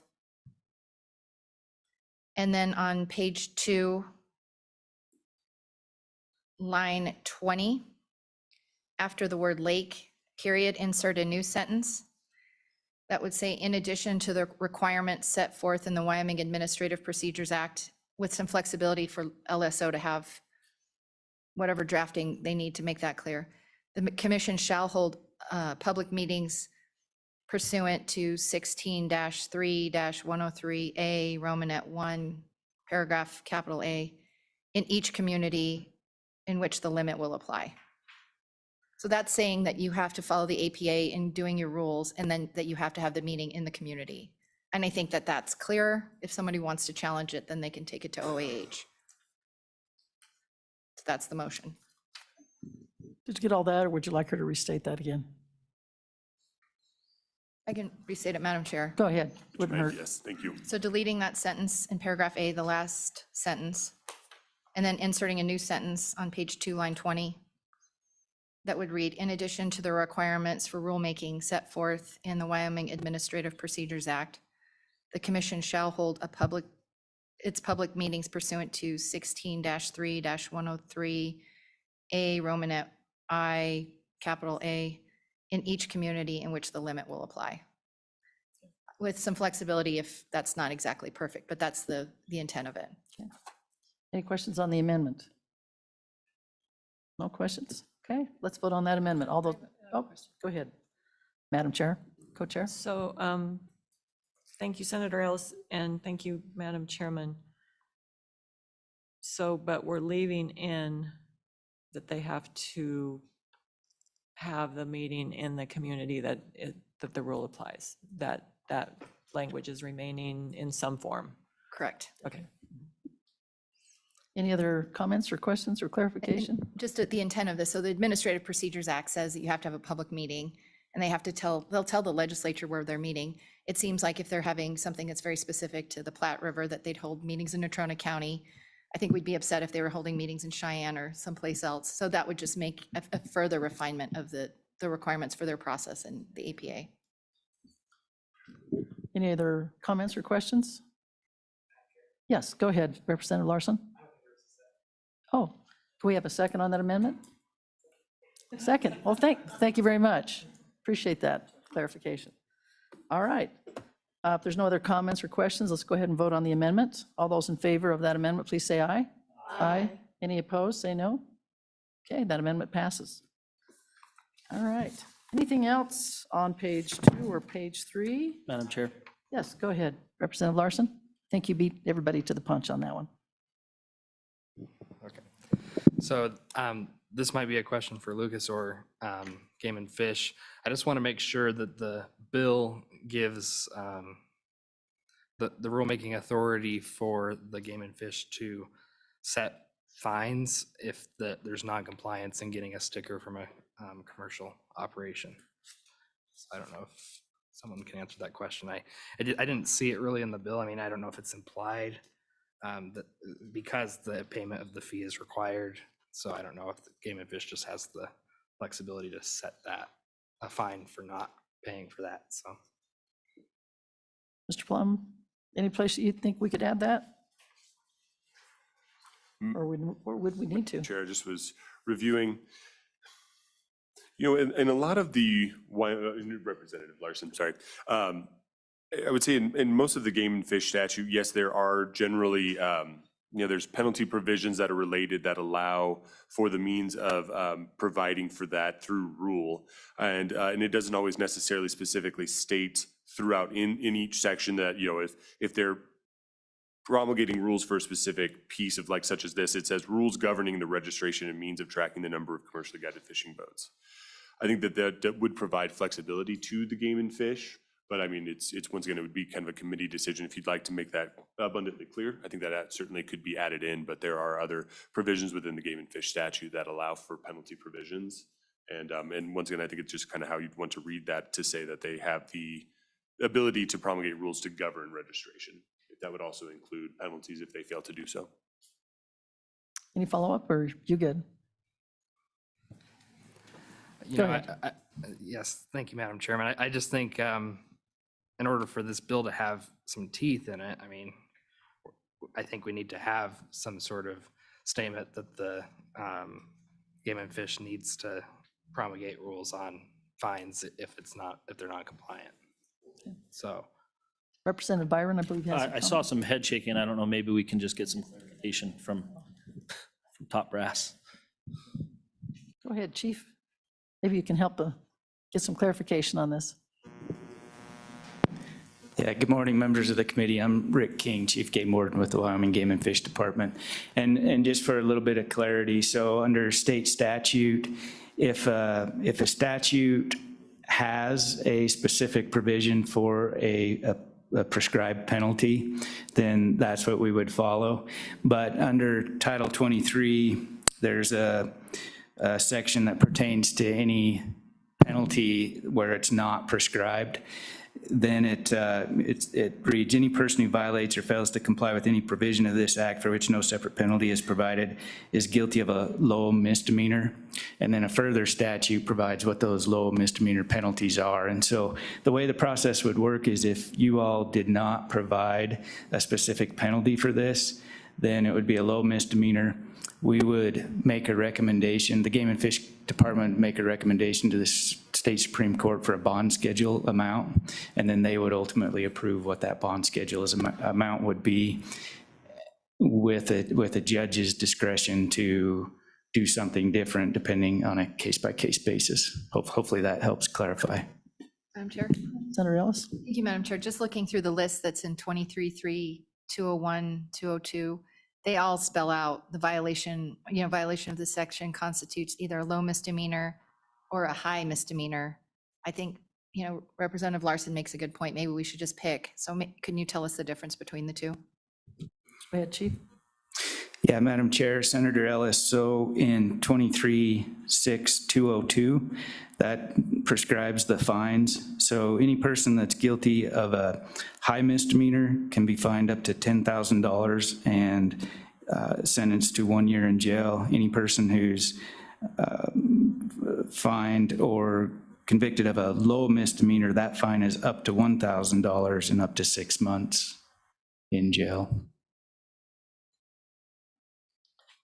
Representative Byron? Yeah, I appreciate the clarity. Thank you. Madam Chairwoman, I would say that with the intent of this framework, it is my opinion that we are covered. And I think at this point, moving forward, per that conversation, I don't disagree. There is an option for that, but I also think there is teeth to Representative Larson's question. And I think we're, in my opinion, good on that. Okay. Thank you for the clarification, Chief. Appreciate it. Any other comments or questions? Okay, Representative Western? Thank you, Madam Chairwoman. I certainly appreciate the intent behind the bill, and I'm willing to tentatively support it moving on to the next meeting for further deliberation, because I think there's some amendments that need to be drawn up for the next one. And my concern is this, certainly with the fee component, that's part of our job as the legislative branch of our government, is to set forth these prescriptions that are talked about in statute.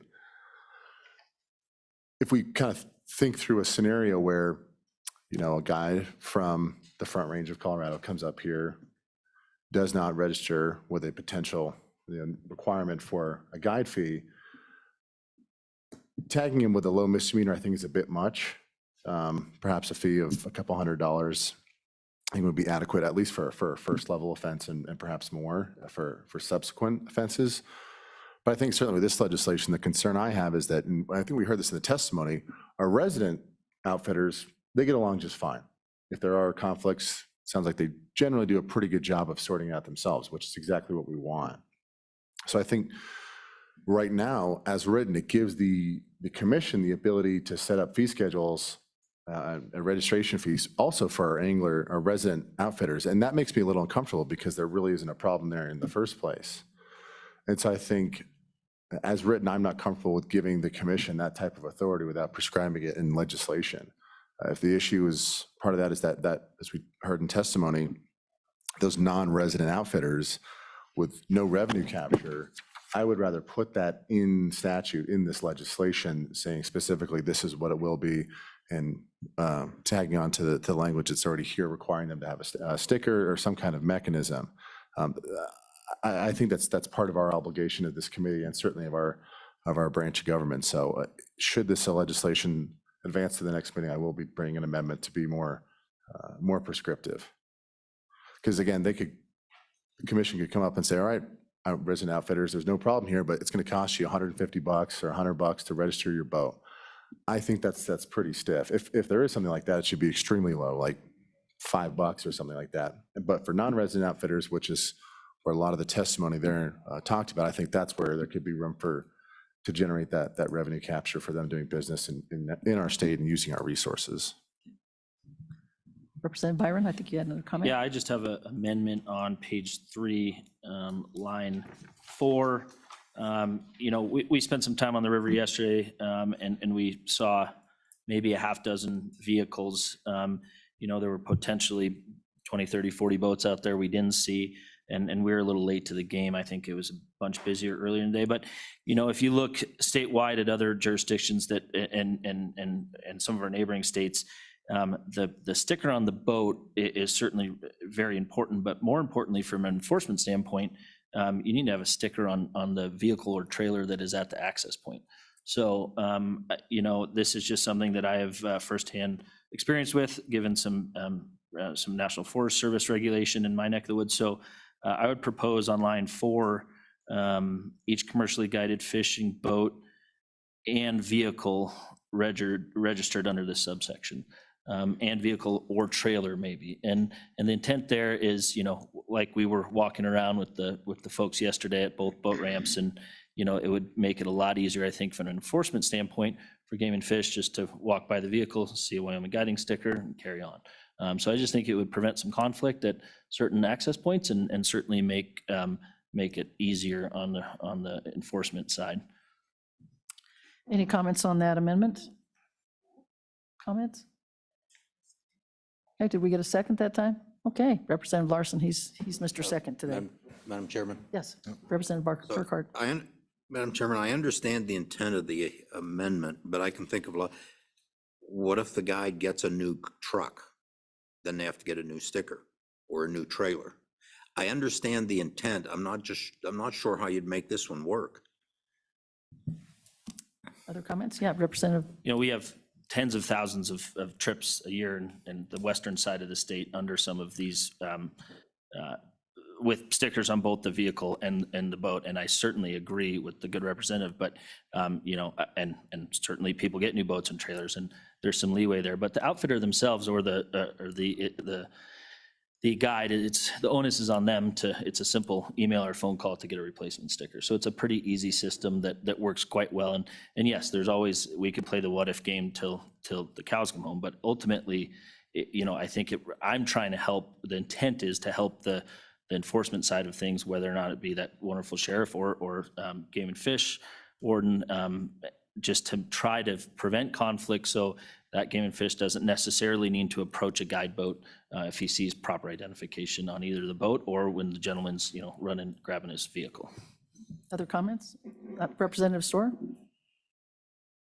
Thank you, Madam Chairman. Representative Byron, is this an annual sticker?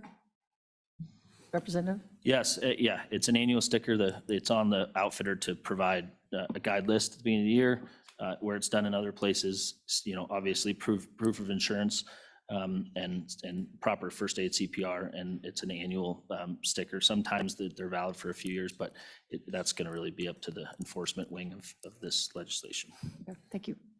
Yes, Representative Angelos? Thank you, Madam Chair. My question for Representative Byron, are you thinking a separate fee for each sticker? So are they going to have to pay a separate fee for their trailer, their boat, and their truck, or did they just get a whole pack of stickers? Like, what are you thinking on that? Representative? Madam Chairman, thank you. Yeah, Representative, often they just come on one sheet with 2 stickers. So it's, yep, slap it on, you know, and the intent is not to confuse him. It's widely used in all other states and on the fishing side of things, and it's just to provide clarity for the enforcement side of things. But great question. No, it is only a single fee for I guess the 2 sticker page for both vehicle or trailer, and then boat. The issue is, you know, a lot of these the Game Fish can't find these boats. They're out on the river all day. You know, the warden or the sheriff might just be at the boat ramp for 5 minutes. So that's the intent. Other comments or questions on the amendment? No. Okay. All right, with that, we'll go ahead and vote on the amendment. This is on page 3, line 4, adding "and vehicle or trails" after boat. All those in, Chair? Excuse me. I'd like to make just a friendly amendment. Okay. Instead of it being "and vehicle or trailer," and "on each vehicle or trailer," just to keep that "on each" Okay. language, if that's a friendly Do you amendment. consider that a friendly amendment? Okay. All right, let's go ahead and vote on the amendment with the happy, lovely amendment added to it, right? Friendly amendment. All those in favor of that amendment with the addition, please say aye. Aye. Any opposed, say no. No. Okay, the amendment is passed. Any other amendments? Madam Chair? Senator Ellis? I want to follow up on Representative Western's question. I mean, there is this annual fee. We could add language today that says not to exceed and then pick an amount. But it seems like that's a lingering question on there. We've got a bill, we're going to vote on it. There's no bringing it to the next meeting if we proceed down voting on the motion. And so I guess I am kind of curious if the committee wants to think about some of that a little bit more, and maybe withdraw our motion. I don't know, but that, he raises a good point. Representative Western, do you have a comment? Thank you, Madam Chair. We could certainly try to hash it out today. We can also make a motion to delay consideration or final consideration to the next meeting. I guess if the point was to ensure minimal impact on our resident outfitters and to really target the non-residents, I think more prescriptive language in here and giving clear guidelines to our commission, because right now, as it's written, there's nothing preventing the commission from saying, all right, resident outfitters, it's gonna be $250. There's no protections they have in here to ensure they have minimal or no impact by this legislation. Again, I could understand a very small fee for our resident outfitters. Again, say $5 on a boat. I think that's fine. But as we've heard, the margins are tight for our residents. And again, there's not really an issue that we're trying to solve with them. It's the non-residents. So giving our commission prescriptive language on the type of fees that we're looking for that revenue capture that we want, I think would certainly make me feel more comfortable, because that was part of the discussion that engendered this legislation in the first place. That's my thought. I mean, if we had to do it today, we can certainly put in language saying for resident outfitters, this fee shall not exceed $5. For non-resident outfitters, it shall not exceed $500 or $1,000 or some number like that. That would be kind of my broad thought there. I think we have a comment down here. Go ahead, Representative Byron. Yeah, thank you, Madam Chairman. I certainly agree with Representative Western's point, and thank you for that good question, Senator. You know, I can speak to a neighboring state that it's a flat fee, in-state, out-of-state, 10 years ago when I was rowing a boat, $105 for that sticker.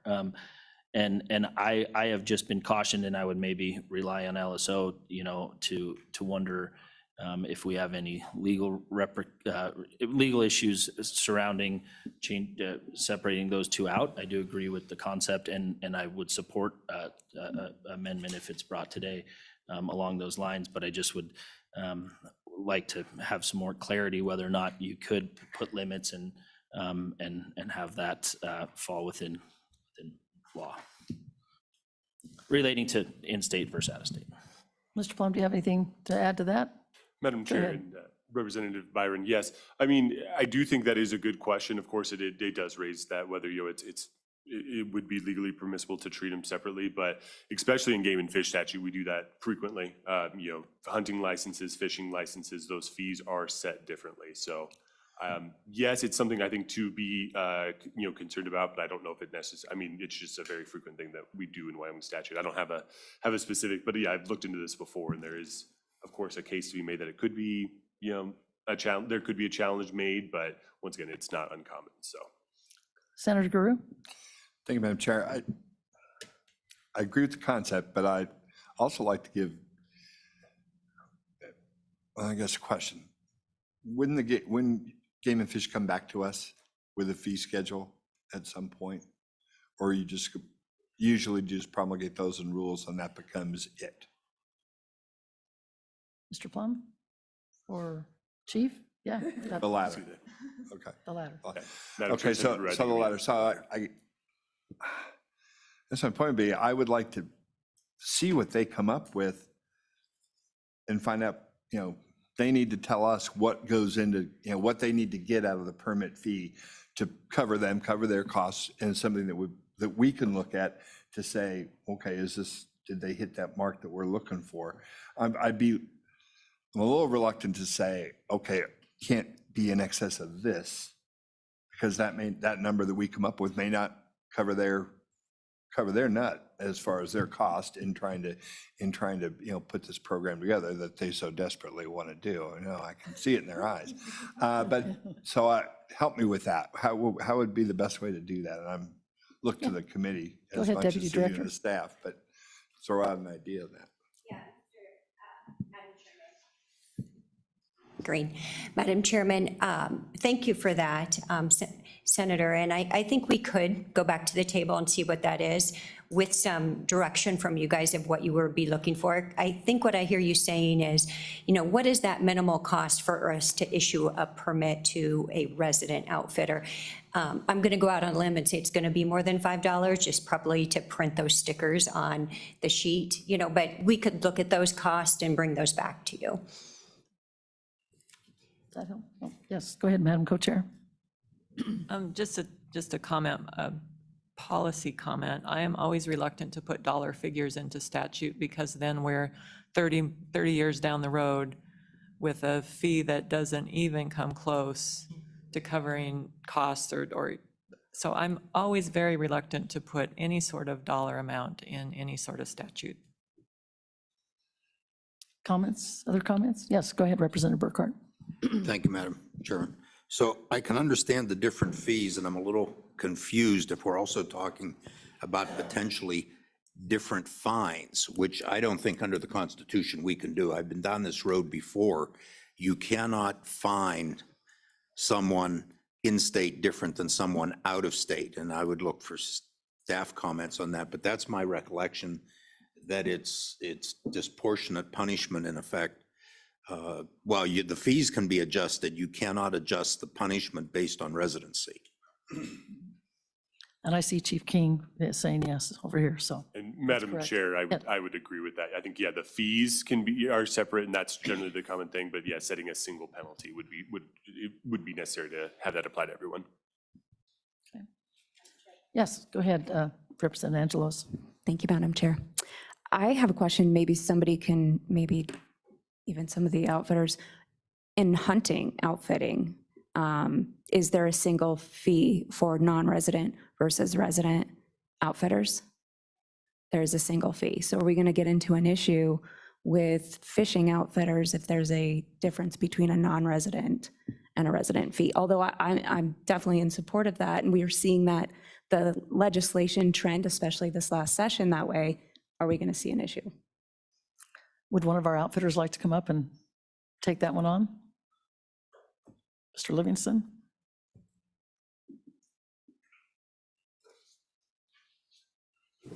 Go ahead. Madam Chair, members of the committee, years ago, you could not be an outfitter if you were a non-resident. That was challenged, and you can now be a non-resident outfitter. But I believe it's in statute, we cannot charge a different fee. And I think you start getting into some interstate commerce issues if you try and charge a different fee for licensure, whether you're a resident or non-resident. I believe that maybe Representative Western is referencing the license or the permitting of the boat. And that's something I'm not sure about. You could possibly charge more for a non-resident boat or an out-of-state boat than you can charge for a resident boat. But as far as difference in an outfitter license, we cannot charge based upon residency. Thanks for that clarification. Did that answer your question okay? Okay, good. Any other comments? Madam Co-Chair. Just a question, and this might be a game and fish question. When I get a sticker for my boat, if I bring a boat in from out of state, is that a different sticker or a separate sticker with a different fee attached? Go ahead, Chief. Yes, he said yes, but if you want to get it on the record, that would be great. Madam Chair, Representative Newsom, yes and yes. So if you're a resident, your cost for motorized registration is lower than if you're a non-resident and you come in and register a boat. Now, that being said, if you're registered, say I'm from Colorado, he can register a boat, and that registration is valid in Wyoming It just has to be registered, and that's a Coast Guard regulation.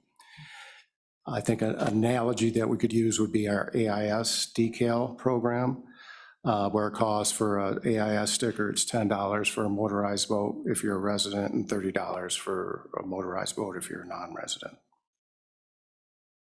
Okay, go ahead, Representative Byron. And just point of clarification for the committee, it's, and non-motorized boats do not need to be registered with the Coast Guard statute, just the AIS. So the boats we saw yesterday, unless they throw a little motor on it and go up to Pathfinder, they generally, fishing guides, 90% of those drift boats are not required to be registered as long as they are not motorized. They are required to have AIS, but in terms of the Coast Guard regulation, they do not require that call sign number and all the safety measures that come along with an engine. Follow up, go ahead, Representative.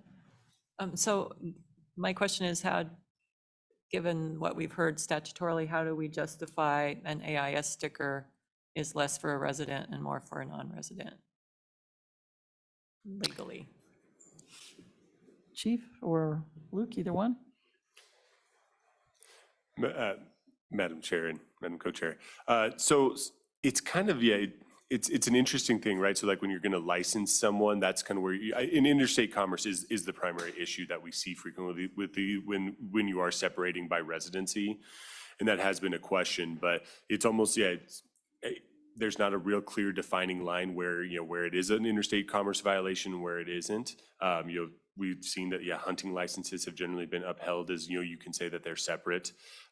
Same thing with like fishing licenses. I think for, yeah, aquatic invasive species, when you're trying to mitigate that, I think there's some, there might be some finding. I'm not sure if there's a case. I haven't come across it, but I haven't researched that issue about whether, it's just whether there's a compelling reason to do so. If you're going to have someone and you're coming up and you're having them register their boat for purposes of providing guiding services, that's where I was trying to say, like, I mean, it is done all the time. It would require more research to be able to specifically say whether it's an interstate commerce issue. If you're going to get into this specific question of, can we make non-residents pay more for the registration sticker for their, guide, the boat they're going to go guide on. So, but that's different than a licensure, I think, as well, so. Other questions or comments? Madam Senator Chair, Ellis? just for the bringer of the bill, is there any harm in us letting all this marinate a little bit before the next meeting, before we vote on it today? That's where I'm at. I think that there are some questions that we could probably get resolved, feel really good about some things, but I don't want to, I'm just looking for your feedback. Committee, you're kind of headed down the path that I am. I was sort of thinking we might need to push it on to the next one, but go ahead, Representative Western. Thank you, Madam Chairman. I would certainly be comfortable with that. I think we've already moved the bill, but we can just, I assume just a simple motion to lay the bill back to next meeting. Yeah, we can withdraw the motion. I don't remember who made the motion. Oh, Representative Larson, would you like to withdraw that motion? Madam Chair, I'll withdraw my motion. Okay, all right. Well, yes, we do need a second. Who was the second? Yeah, okay, I was trying to remember who the second was, so kind of that end of the table. All right, you're good with that? Yes, Madam Co-Chair. So I just want to ask one question of the committee and of the people that work so hard on this. Is our goal to increase revenue from out-of-state guides, or is our goal to reduce the number of out-of-state guides by having a fee? Can anyone answer that, or does anyone want to? Oh, Yep. go ahead, Representative Byron. Thank you, Madam Co-Chairs. A very good question. I think that the working group's goal is to improve the experience on Wyoming waters across a number of different aspects. And I think some of the comments this morning with certain people on this board are obviously to gain revenue from two separate concepts, out-of-state guides, and that was not the intent of the legislation. The intent of the legislation was to improve and start to look into what we can do to solve all these different folks that have come to us from across the state and all the different fisheries that are having issues, much like we experienced yesterday.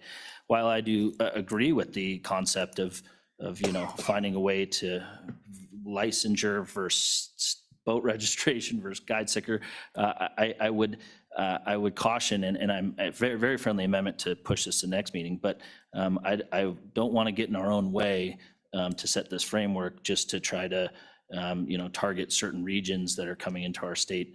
I think, much to my question earlier, to the wonderful outfitter that was giving us some testimony, improvement of 20% on some of these rivers, and we won't hear from any of our constituents. So certainly, I think it's great that we're going to delay it and push it to our final meeting. Some work to be done, but I think the two concepts, as you blend them, certainly threaten the legislation in general, and could and at the end of the day may make it non-palatable for not only this committee but also when we get down to Cheyenne. Representative Western, Representative Byron, do you feel like we need to reconvene that working group to go over some of the amendments, or just let LSO make those and then work on the bill next time? What's your pleasure on that? As the chair of the working group, I feel comfortable working this with LSO, but I also I'm certainly not opposed to another meeting. We spent over an hour working through these bills, and then LSO and I spent another hour, and all these amendments are certainly worth thinking through, but I'm beginning to wonder if we're going down a rabbit hole that will ultimately defeat anything, and that would be, I think that would be a disappointment in terms of the outfitters and the resource that our state is trying to protect. But I'm happy to reconvene it. Senator Guru? Thank you, Madam Chair. And just a comment. Yeah, I too would like to see us take this forward, but what I was looking for in this, and I think, trying to say this, I still want to try to get I'm still trying to get the data. And we heard it today in the testimony from just about everybody. The nice gentleman online said that, he doesn't believe that the data that shows that 70% of the people that are fishing in his fishing hole are from out of the county or out of state. They're from a lot bigger than that, and it's decimating is his fishing experience, or decimating the river, I think is what he said. Same thing here from testimony here. There always seems to be a question of, who's the bad guy, who's the culprit here. There is no association of rogue out-of-state outfitters to being here today. They're out fishing. Right? We're in here trying to solve a problem, and they're out there fishing. They're having a good time. So we're not. So and not that we're here to necessarily take their input, but I guess my point is before we talk about limits, before we talk about even fines, we need to get the data. When I look at licensing outfitters, I'm in a small business, and it's food service. And for years, I had a restaurant, and I had to pay all these fees and licensing and inspections and taxes. And then some guy in a food truck could pull out in front of my place on the city street without any of those things and sell food. And that used to really tick me off. Well, today, food trucks have to be licensed. I own one, and they have to be licensed, and they have to pay all these fees and do all the things.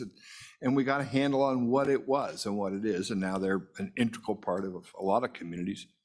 I think it's not anything necessarily to be afraid of, but I certainly understand outfitting and fishing is another one of those last of the West, kind of, one of those things where a guy in a boat and his dog could go out there and all of a sudden be a business person and be their own master of their fate and do that. And it is a part of our economy that we cherish in this state. So we don't want to lose that. On the same token, it's becoming more popular. So out of this legislation, that's what I'm looking for, is to get that data, or as a former chair of this committee is always used to say, we don't know what we don't know. And so get that information and then go from there. Then find out, what do we do? Do we close stretches? Do we talk about these things? Or do they need to be? Or as the bringer of a lot of this good legislation talks about, maybe just doing it will help solve part of the problem. So that's what I'm going to be looking for as we move forward.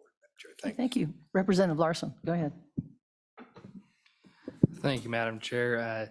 And I certainly appreciate the fact that we want to get good data. I definitely want to make sure we get good data. And I think if there's no teeth to make sure that they actually do get the sticker on the boat and just go out on the water willy-nilly anyways, and that there's nothing that the Game and Fish can do, then how do we get accurate data without enforcing it, you know? Other comments? Okay, Representative Burkhart. Thank you, Madam Chairman. I think we've taken a fairly straightforward, direct bill and just turned it into a nightmare for us. My preference would be to vote on the bill today as it's presented. If someone wants to bring amendments to talk about fees, fines, all of that, I guess they can always do that later. But the title of the bill is Fishing Outfitters and Guides Registration of Fishing Boats. And I think we should just leave it at that. That's just my opinion. I would prefer we just move the bill forward, and if that's what we want, and get it off the table. Okay, is there a second to that motion? Okay, Representative Winter, seconded? Okay. Okay. Yeah. He did. move that- He moved it, That we and we just have a second take the from- bill as it is. Yep, as is, as amended. Yep. Okay. Any more Question? Questions? If there's no Okay. discussion. Okay, no discussion? Roll All right. call. All those, yeah, it is. It's a roll call vote. This is a roll call vote for 24 LSO 140, Fishing Outfitters and Guides, Registration of Fishing Boats as amended. Senator Baldwin, Excused? Senator Ellis, Senator Guru, Aye. Senator Jones. Aye. Representative Angelos. Representative Burkhart, Aye. Representative Byron, Aye. Representative Larson. Representative Singh. Representative Storer, Aye. Representative Western. Representative Winter. Chairman Schuler, Aye. Co-Chairman Newsom. Aye. 9 aye. Okay, that bill is passed. How about we take a 10-minute break? I think I've been working for a break for a while, so be back in 10 minutes. It's 10:42, so 10:52 we'll reconvene.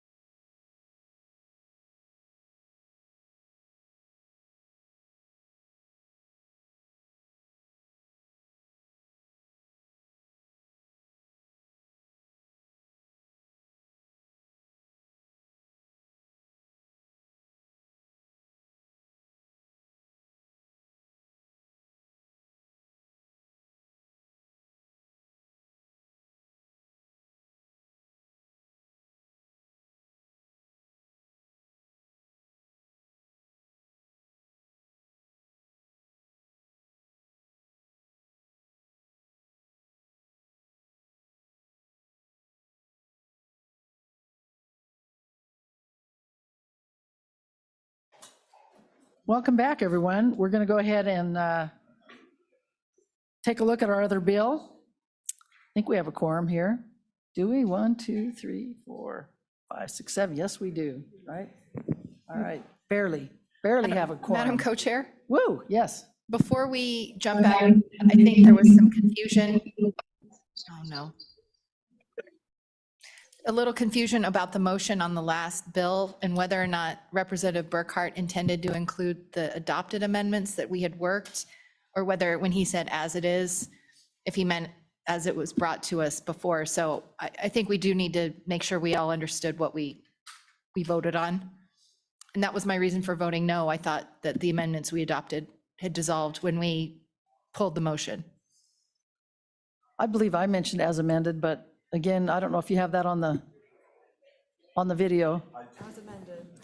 Okay, Madam Chair, I do believe I heard you say as amended as well. Okay. And so I know I agree, it was kind of a little bit of a weird step to say that you didn't move, that you originally withdrew the motion and then moved it again. But I think with the committee's amendments, I think that's how I understood that motion to go.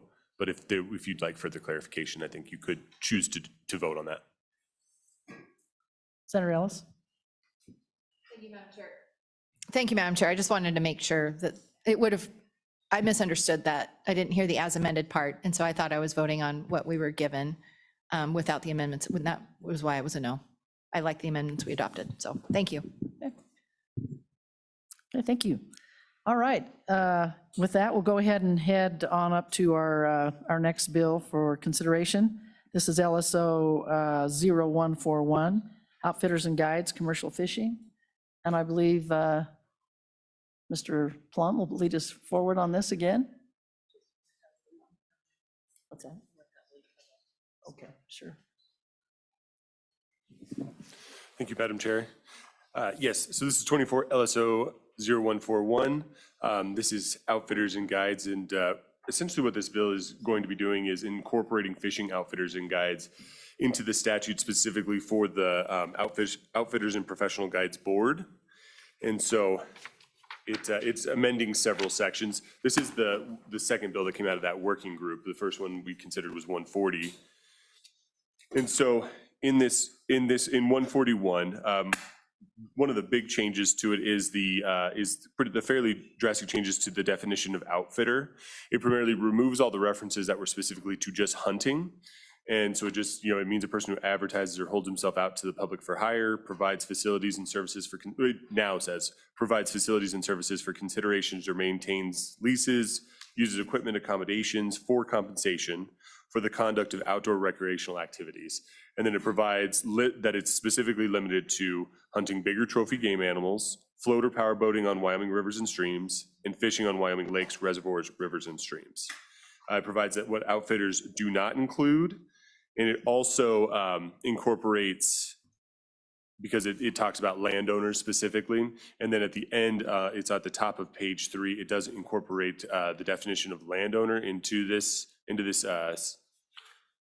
paragraph. And that language, it was already in statutes. It's just being kind of moved up into this definition.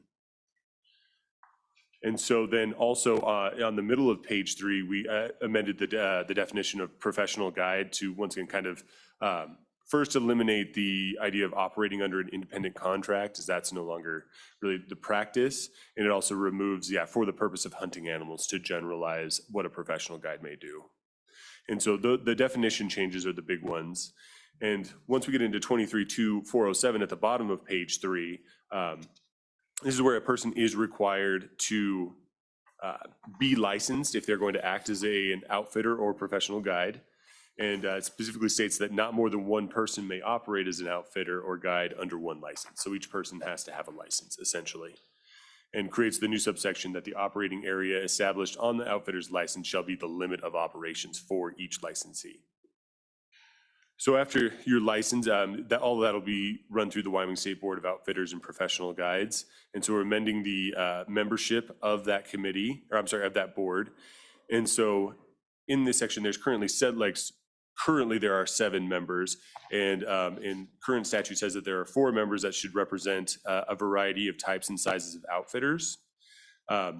This So the amendment to this section would now split those 4 members of outfitters to be 2 who shall be hunting outfitters or guides and 2 who should be fishing outfitters or guides. Yes, Senator Ellis, go ahead. Madam Chair, can you walk us through how that works right now? So if you have 4 of these members who are currently just hunting outfitters, have you looked at the composition and whether or not we would have to remove 2 of them to replace them with 2 fishing outfitters? Or do we know if their terms are staggered and they would, just simply end their terms and then we would appoint 2 new ones? I'm just curious on what the practical effect would that be? Or if we would need language that says, starting with this next round of appointments, just that bridging language that we have to do sometimes when we create boards and commissions. Yeah, I'm pretty sure that Mr. Livingston probably has an answer for that question, if you'd like. Also, if I may just chime in briefly, Sure. Madam Chair, that is a great point, and I think, and I'd certainly be interested to hear what Mr. Livingston has to say, but I think that is something definitely to consider that could be handled by an applicability section. Madam Chair, Senator Ellis, we have had that discussion within the board and our executive team, and it would, first off, if this moves forward, we would propose that we move to a 6 outfitter members instead of just 4, and split it 3 and 3, and then come up with an attrition process to move it to a split of hunting versus outfitting, of 3 and 3 split of hunting versus outfitting. Madam Co-Chair? Thank you. I had a question. Did you contemplate in this having, just increasing the size of the board to 9 and then adding the 2 fishing outfitters? Was that contemplated at all? Mr. Plum or Mr. Livingston, either one? Madam Chair, Representative News, everything's been considered of kind of what it would look like. The other question comes up, and it would have to be addressed, is right now the hunting outfitters are rotated through the game and fish districts. And so we would have to more than likely come up with some type of mechanism if we had fishing outfitters of where they are, where they come from. If a vacancy occurs, if someone terms out or just resigns, the next one is appointed from another district, not from the same district. Okay. Other questions on that? Okay, continue. Thank you, Madam Chair, and I think that is a good segue into the staff comment in the middle of page 5. This was kind of a discussion from the working group, and it clearly has been contemplated by the board as well, about whether there should be additional members added. Currently it is composed of 7 members, which is, the 4 members that are represented by outfitters, 2 who are appointed by the governor from the public at large, and then 1 member of the Wyoming Game and Fish Commission or its designee. And so the committee may wish to consider, whether or not to include more outfitters, whether to include another member from the public at large, just if you want to keep things even or however you'd like to do that, but just something for the committee to look at. Moving on to 23-414, this is, we kind of did that in the last bill, but this would be also kind of that same idea of a separate license and fee shall be required for each fishing boat that is operated by a licensed outfitter. And also requires a registration sticker, so that may not be necessary in this bill for the committee's consideration, just so that it's not in two separate places. But that is that section. Section 2 is repealing, but what essentially it repeals is the definitions of hunting club, and which was kind of incorporated underneath outfitters, as well as the term landowner, which it's being repealed but then reincorporated back into the definition of outfitter. Section 3 is the Wyoming Game and Fish Commission and the Wyoming State Board of Outfitters and Professional Guides shall promulgate any rules necessary to implement this act. And then we have the split effective date, which once again could be up for the committee's consideration. And whether to consider an applicability section or to change the effective date to coincide with the cycle of licensure of outfitters and guides. Per statute is primarily that, the licenses are valid for a calendar year and generally expire on December 31st. But with that, I think that's the bill, and I would be happy to stand for any questions. Questions for Mr. Plum? Yes, go ahead, Representative Burkhardt. Oh, okay. So a couple questions on consistency. Page 2, we have a definition for outfitter. Then on page 3, line 11, we talk about licensed outfitter. do we need to be, and then down on line 22, page 3, we mentioned, we're back to outfitter. Do we need some consistency in these terms? Of, you know, like I said, I do read these bills in great detail, and I am a nitpicker, so. Do we need to be consistent in the terminology? And that's my preference that we are. Okay. Mr. Plum, your Madam comments? Chair, Representative Burkhardt, I think that's a very valid point. I mean, outfitters are, at least, hunting outfitters are currently licensed through the board. So yes, it may be good to choose one way or the other and maintain that consistency, but it'd be up to the committee. So follow up. Yes, Madam go Chairman. ahead. So with that, the title of this bill is Outfitters and Guides Commercial Fishing, but looking through it, we are making changes really to outfitters and professional guides and other portions of statute. And that one specific, I'm looking at page 4, lines 3 through 4, where it says not more than one person may operate as an outfitter or guide under one license. And to me, that pertains to any outfitter or guide, not just for fishing, but for hunting also. So have we now confused the title of the bill with other portions and changes in statute? Madam Chair, Representative Burkhardt, I think that's actually a really good point, and something that kind of did come up on review, and I just realized it didn't get changed, that it probably would have been more appropriate to say Outfitters and Guides Amendments. That's the catch title to the bill, so I think that definitely could be changed. And Madam Chairman, follow up to that, I think that's for the committee then to consider if we want to go that far in this bill or just make it germane to fishing. Okay, Representative Byron, go ahead. Thank you, Madam Co-Chair. The working committee, just to quickly bring this body up to speed, considered 4 bills, and I think it would be appropriate at this point, given the results of 24 LSO 0140, to maybe have a higher level discussion whether or not we want to continue discussion on this bill generally.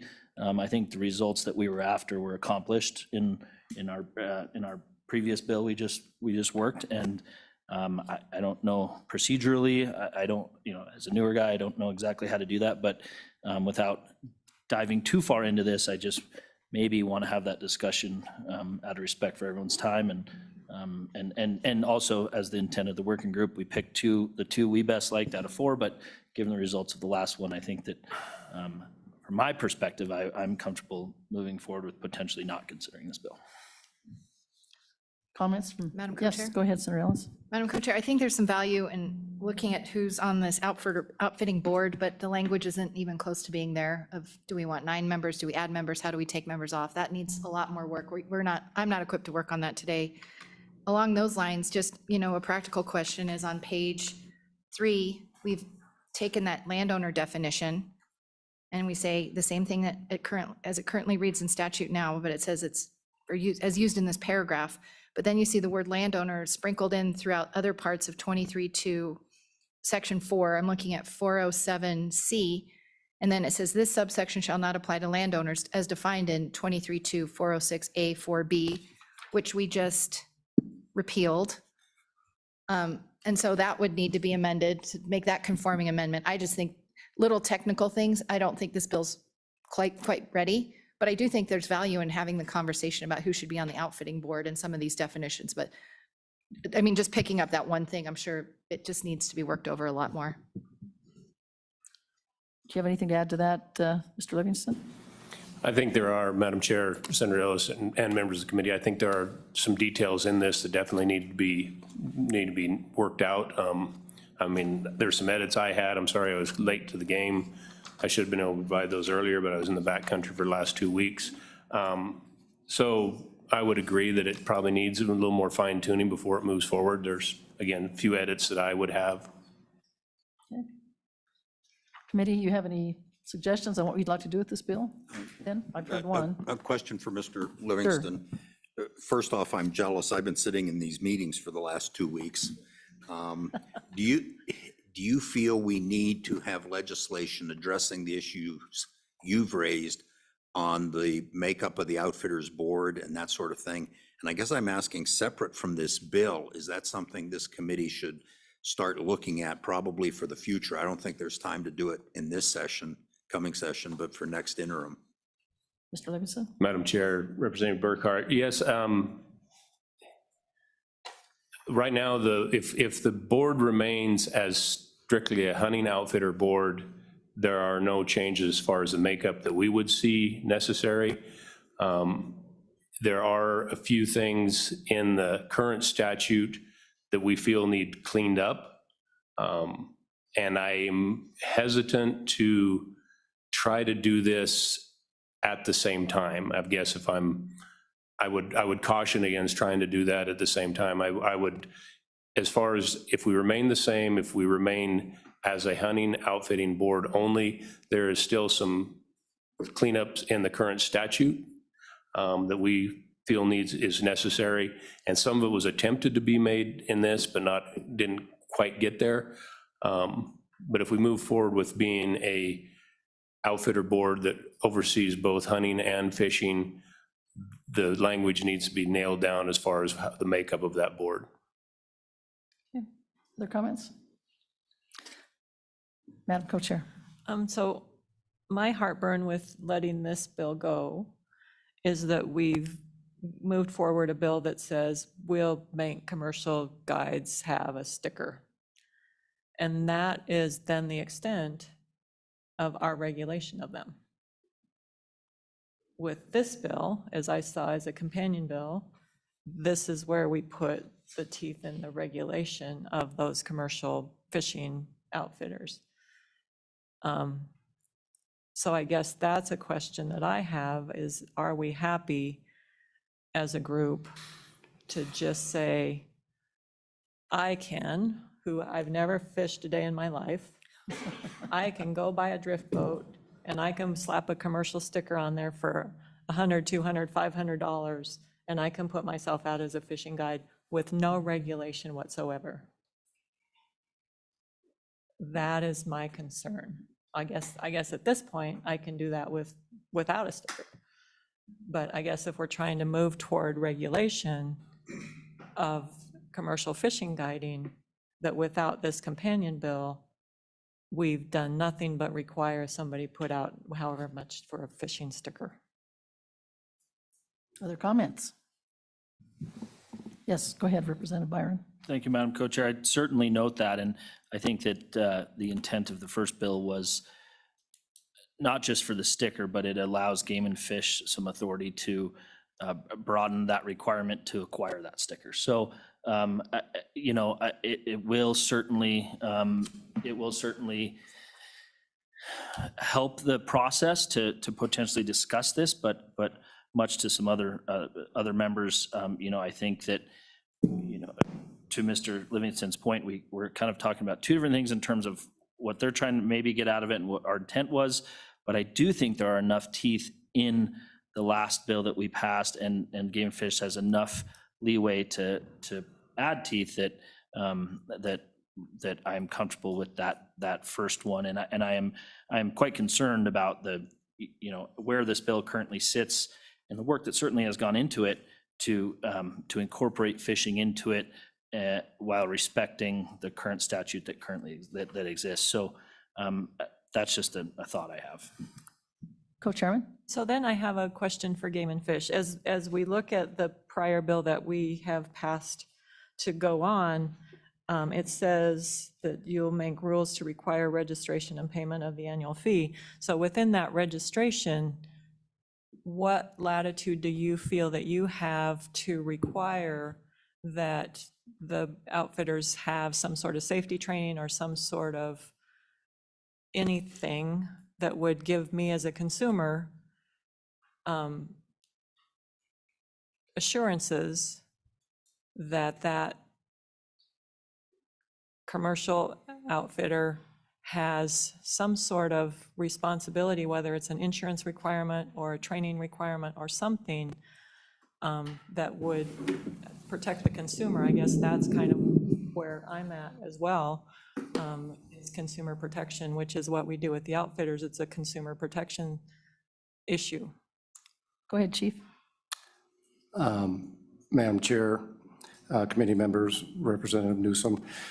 So, yeah, we're not in the business of regulating as far as making sure they have the right training. The Outfitter Board is more suited for that, number one. Number two, keep in mind that the bill that you just passed says that we will provide a registration or a permit if we decide to limit the amount of watercraft on any stretch of river. If we decide not to do that, then there will be no permitting.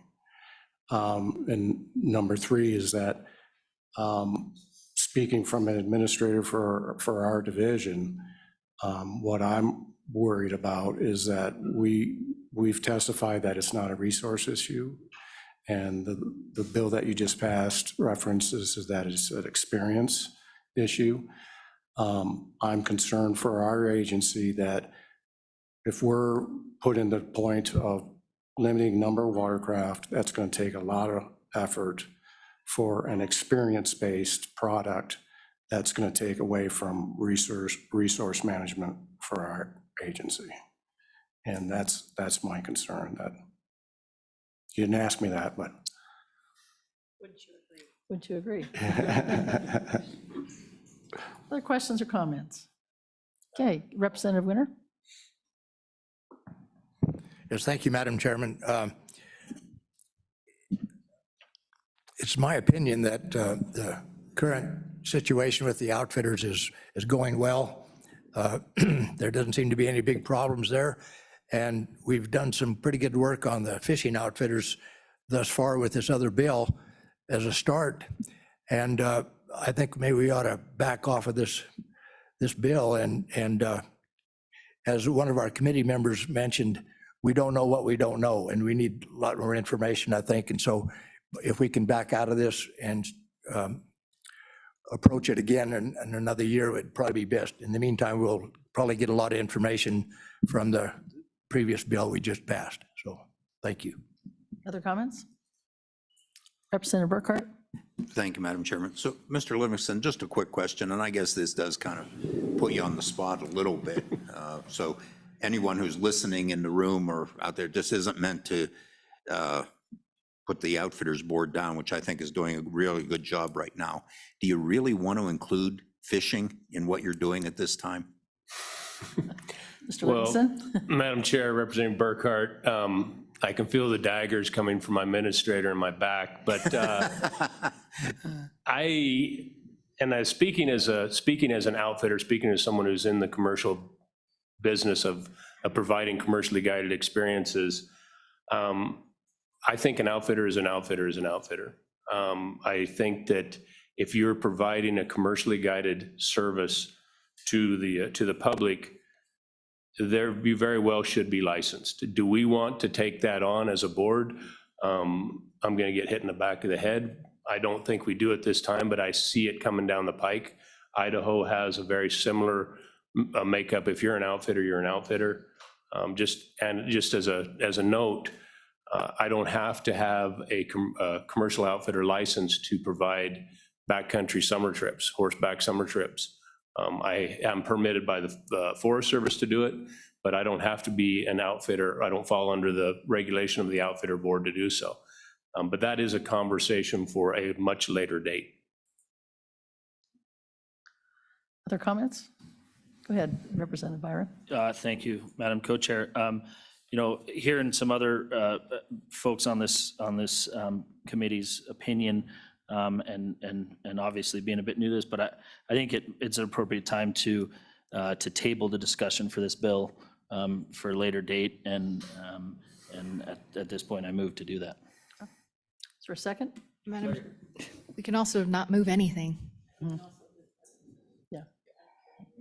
Is there a second to his motion, though? Anyone? No? Second by Senator Grew. Questions, or comments on that, or thoughts? Yeah. Go ahead.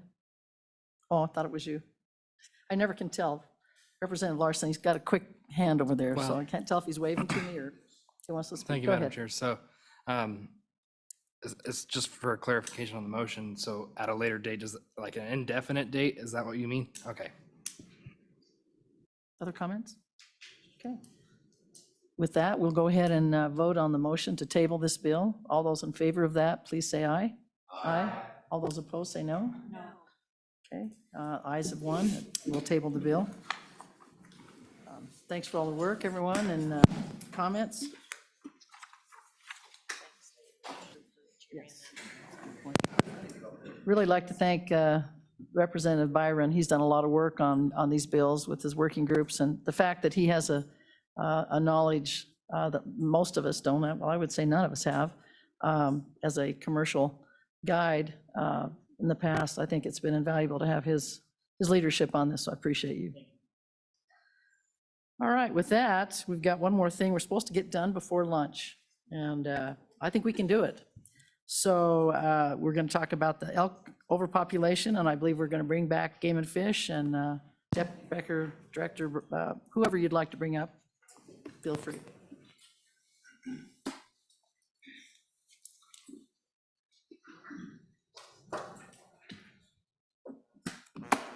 Thank you, Madam Chair. Up with me for this topic is Chief Game Warden Rick King. You've already heard from him today. So he'll be helping with this discussion. But if it pleases the chair, I would like to give a short update on our efforts with sage grouse before jumping into elk management. That would be just great. Thank you. There's a lot going on with sage grouse right now. You can hardly pick up the newspaper without seeing that. And so just briefly, there's really two parallel efforts going on. The sage grouse implementation team, known as CIGIT, is currently reviewing their sage grouse map, known as the core area strategy. And also what's going on is the Bureau of Land Management is updating their sage grouse amendment. And they will be coming out, as of last week, their timeline, they will be coming out with a public draft in November for everyone to see. We are spending a lot of time, the state of Wyoming, trying to influence what the BLM plan looks like. In the past, we've been successful of that so that the state of Wyoming's executive order on sage grouse aligns with the BLM plan. That's really important. It gives industry certainty and understanding, and it makes it really consistent with our work in the state. We're really trying to continue that history and having the state's plan align with the BLM plan. So we're spending a great deal of time doing that, and part of that is updating this map process that we're going through. But I wanted to give you those timelines. The state is hoping to have their draft map recommendation to the governor in early October, and then we'll have BLM is telling us that you will see their draft amendment in November. So with that, I'll just stand for any questions. Any questions for the Deputy Director? Yes, go ahead, Representative. Thank you, Madam Chairman. Deputy Director Bruce, just looking briefly at this sage grouse conservation report, there's no executive summary, and it's about 119 pages and pretty technical. And I'm just trying to kind of understand, where do we sit with sage grouse at this point in time? And whether you could provide the committee with a summary of sorts to let us know how things are going. Deputy Director? Yeah, Madam Chair, Representative Storr, I think the report you're referring to is one that came out approximately 2 years ago, and it's a USGS report on the condition of sage grouse. They did use our data and the rest of the West data for that report. And overall, it talks about the long-term trends of sage grouse population and where we are. There's some ups and downs in the report. It praises the population in Northeast Wyoming. So it shows some successes because of work that's been done on the landscape to improve habitat. But overall, it paints a concerning picture for the future of sage grouse. This report and other data is why the state of Wyoming continues to work really hard at everything we do getting more data, reviewing the science, updating the map, which we are doing now, because we are concerned about a petition for a listing of the bird. And so that's why we're continuously looking at it, because we have reports like that out there that may or may not be entirely correct, but are concerning. Other questions? Oh, go ahead, Representative Winter. Yes, thank you, Madam Chairman. Director Bruce, there used to be a task force on this subject, is that correct? Absolutely. There is the Sage Grouse implementation team, so made up of about 30 stakeholders across the state that works on the issue. I've been getting some feedback from some of my people up there in the Bighorn Basin about sage grouse, and the biggest complaint that I've heard is that habitat is the primary focus on sage grouse, the preservation of the habitat, and that's certainly an important factor. But I also understand that many on the task force did not want to even talk about predators. And to me, that's a very big issue, both coyotes, fox, and birds. So I'd just like to get some information from the Game and Fish as to where you stand on that and what might be done accordingly. Thank you.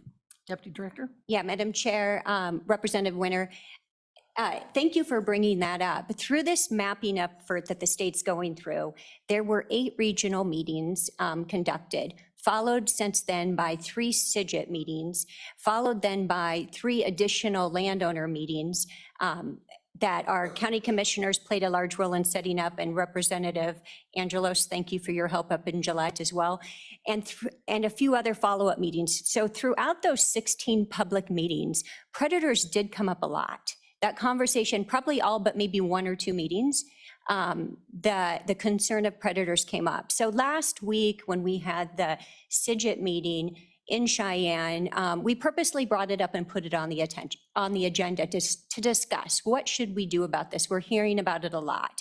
And the chairman, Mr. Bob Budd, that you heard from yesterday, appointed a subcommittee of chair. It's going to be led by Commissioner Espy, and put a group of stakeholders on that to really put a report together and analyze where we are in the state with predators related to sage grouse. They will be looking at different authorities, who has authority over what species. For instance, we have the Migratory Bird Treaty Act that limits the state authority over those birds and puts it in the federal hands. But then also look at the information that's available on predators related to sage grouse. Are there gaps in the knowledge and research that we need to spend some time on? And really pull together all of that in one central place. I think the chairman, Bob, also mentioned at the meeting that this could be part of the executive order, an appendix in the future. So again, John Espy is the lead there, so we'll look forward to what he starts putting together. Other comments or questions? Okay, good. Go ahead and, oh, sorry, Representative Western, I forgot you had one. Go ahead. Thank you, Madam Chairman. Ms. Bruce. So worst case scenario is it gets listed. Right now, you're trying to get our resource management plan on page with the BLMs. What have those consultations initially been like, and how receptive have they been to Wyoming's preferred approach to this particular issue? Deputy Director? He would put me on the spot, wouldn't you? Very good question. So we are what we consider a cooperative agency in the process, right? That puts us at the table early on. So we have seen some of the information. I cannot disclose what that says, but we are supposed to be working side by side as they develop this draft that you guys will see in November. I will say in 2015, before my time here, but what I hear, that worked very well. I helped them through the 2019 process that they did. That worked perfectly in my mind. We were right along the side drafting the document with them. I can tell you that that has not been the case this time. We are influencing. In fact, I'm hoping to get back to Cheyenne by 3 for one of those meetings. So I would say I am still going to remain optimistic that we can have a good influence on it and those two can align like they have in the past. But it's sort of at this point, day by day, about, I probably would have answered that question differently last week than I answered today. I feel the last couple days we've made a little progress. So still yet to be determined. Sorry, I can't give you more. Okay, with that, why don't we go ahead and move forward with your input on you and Chief King on the elk overpopulation issue. Thank you. Absolutely, thank you. Madam Chair, members of the committee, again, my name is Rick King, Chief Game Warden with Wyoming Game and Fish. I'll make my comments today pretty brief. As you all recall, we've had some discussions about elk management challenges across the state, spent some time in Evanston talking about it. I just simply wanted to highlight a couple of things that I think are important as you consider draft bills that could come forward or are already coming forward. Some of that is really terminology and management related. So I did provide some materials to you through the LSO. It's basically a summary of our statewide elk herds. And in that summary, it talks about an objective for a herd. And think of an objective for our elk herd as the goal we're trying to get to.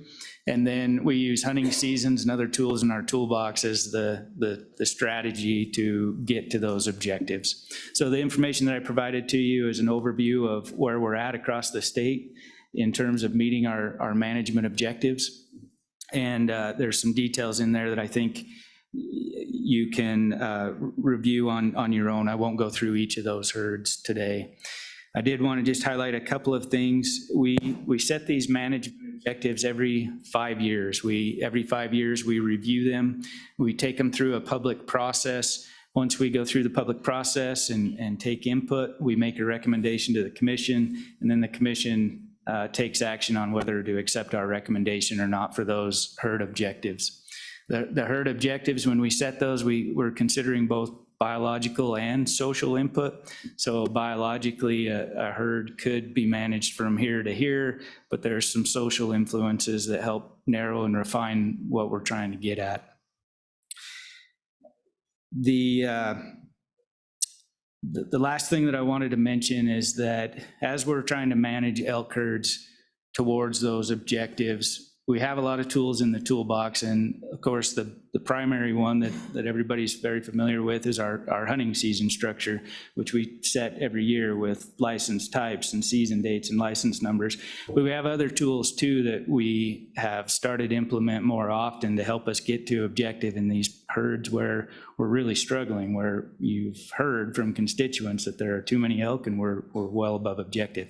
Some of those are tools like our auxiliary management season, which I mentioned in Evanston. That's a more prescriptive, outside of our regular hunting season approach to help us get to objective. And then other things like lethal take under our ability to utilize either department employees or others to lethally remove elk. So with that, I would, one last bit of information for you, and I'll stand for any questions. We have taken two of our herds in which we have the most concern and trouble right now, the Iron Mountain herd and the Black Hills herd. Those are places where landowners are extremely concerned, rightly so, about elk numbers. And our regions have developed an action plan as to how they're going to implement all the tools that we have in the toolbox to help us get towards objective. Those plans are draft right now. I've reviewed those, and I feel like we're in a really good spot to provide the resources that the regions need to take action on those plans and implement them and execute and make progress on our elk management challenges. So with that, I'll stand for any questions that you might have. Go ahead, Madam Co-Chair. Thank you. Thank you, Chief King, for being here. As I read through this, so just as an example, I'm on page 7. And then on some of the herds, there's a trend count number, and on other herds, there's a satisfaction percentage number. And I'm wondering why the difference, and to explain to me why that is. Thank you. Go ahead, Chief. Madam Schuler, Co-Chairman Newsom, very good question, and I glossed right over that. So for elk herds, we basically have 3 forms of an objective. One is a population objective, which is our preferred method. That's where we go collect as much information we can about the herd. We use a population model to help us derive an actual estimate of the population. That's our preferred method, but in some places that's really hard to do because of the data that it takes to collect and get an accurate estimate. The second objective that we use is that trend count. And that's where we go to known winter ranges. Every year, we go to the same spots and we expend the same amount of effort to count the elk that are there. While that doesn't give us as accurate of a population estimate, it does give us trends over time to see that whether that elk herd is growing or declining or staying stable. So that's the trend count. The last one that we utilize, and I'll just tell you, it's the most frustrating for us, is the landowner sportsman satisfaction objective.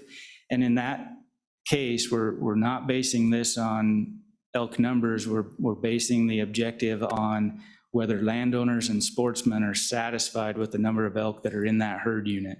And our goal there is to try to achieve 60% satisfaction with landowners and 60% satisfaction with sportsmen. We survey them each year to see where we're at. That one is the most problematic for us because it's so subjective and it's difficult. And as you can imagine, they're often in conflict. If landowners are happy, sportsmen may not be, and vice versa. So those are the three objectives that we use. Other questions for Chief? Okay, great. Thank you for that information. Appreciate it. Thanks. Thanks again, Deputy, and good luck on your trip to Cheyenne. Appreciate all the public input. I've read quite a bit on the ones that have been in my area, so read about them. All right, with that, we have another bill draft. This is 24 LSO 0144. Oh, public comment. Anybody have to comment on anything? Yes, come on up. Sorry. Again, I'm trying to get to lunch. Can you tell I'm really pushing through here? Please introduce yourself. Madam Chair, members of the committee, I'm Jess Johnson. I'm with the Wyoming Wildlife Federation. And I wanted to just bring a couple more things to the table. I think some of this is in reference to the bill that you all will be working a little bit later.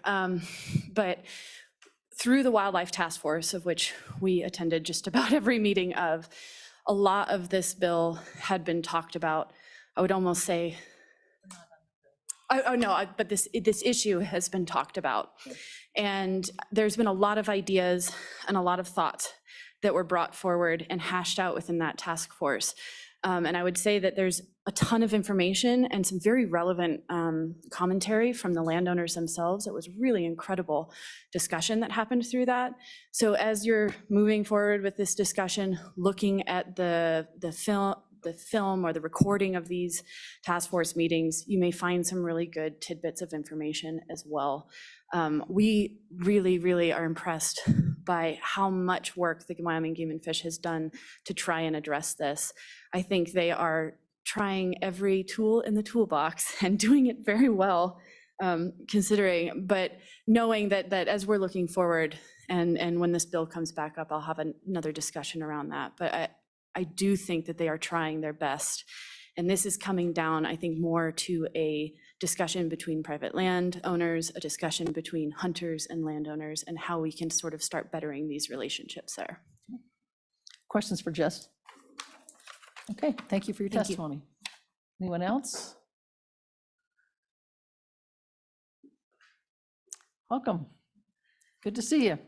Same here, Madam Chair. It's a pleasure to be here with you. And I won't go into a lot of detail because I spoke to you extensively at the previous meeting with regards to the impact that these excess elk populations are having on landowners, on ranchers throughout the state. And I think you're well aware of that. Just a couple of things, and listening to the earlier comments from Mr. King that I've met with several times, we're working very closely on this. But I think that the item that he explained to you about how they determine what the appropriate population is, while it sounds good, I really think that in order to deal with this, the focus has got to be on the resource. That's what's primarily impacted by this, is the resource. And in order to do that, it takes a numerical number that of knowing how many elk are out there. So to say, well, gosh, we found the number that the landowners seem reasonably comfortable with, at least most of them, the sportsmen seem reasonably comfortable with. It's good to have that information, but I think that can't be the basis for the type of action that we need today to address the seriousness of this problem in several areas across the state. And the number of areas that are going extensively over population numbers continues to increase. Unfortunately, I think that the tools that the Game and Fish has are very good tools in a normal scenario, but when we've allowed populations to get as high as 3 or 4 times over the objective, without some rather aggressive use of those tools and perhaps some additional tools, it just seems like that we're going to keep playing the game and always be behind. I always tell Game and Fish that the elk are their wild horses, and because it's the same type of an issue. You get so far behind that then tools that make sense to everyone are not necessarily adequate to catch up unless they're used in a very, very aggressive manner. So we will continue to push for that. We're continuing to work with the bills that were brought forward by the Joint Ag Committee, and we'll keep you advised of that after they have their next meeting. And I will have a brief comment on the bill for you today, but for the moment, that's all that I would have, unless there are any questions, Madam Chair. Questions for Mr. McGagna? Anyone? Okay, thanks. Well, we look forward to your testimony later on. Thank you, Jim. All right, any other comment before we move on to the bill? Do we have anybody online that, all righty, good enough. Well, let's go ahead then and take up, consider Bill Draft 24 LSO 0144. And I believe Mr. Plum is going to bring that one forward. No, actually, you have someone online that's going to walk us through the bill. I can't remember who it is now. Yes, Madam Chairman, Anna Johnson, LSO. Okay, go ahead. Thank you. This draft is 24 LSO 0144 landowner licenses transferable. This draft allows landowners to transfer their landowner licenses to a person of their choosing in established herd areas where the population objective of elk, deer, or antelope is not less than 125% of the herd objective set by Game and Fish. In order to transfer a landowner hunting license, the person who receives the transferred license shall be otherwise eligible for a hunting license. The person shall pay all licensing fees, and the person shall be subject to all restrictions and conditions that would otherwise be applicable to the landowner's use of the license. The staff comment on page 3 indicates that the committee may wish to consider prohibiting the landowner from selling their landowner hunting license. And then section 2 is a rulemaking section, and section 3 has a split effective date. And I would stand for any questions. Questions for Ms. Johnson? I think you're off the hook. Oh, you've done such a great job on this. I guess everyone just pretty tickled with it the way it is. All right. Committee, what's your pleasure on this bill? Madam Chairman, we Yes. do have somebody online that Oh, would we do like have to somebody provide online. public Okay. comment. Go ahead and bring him in.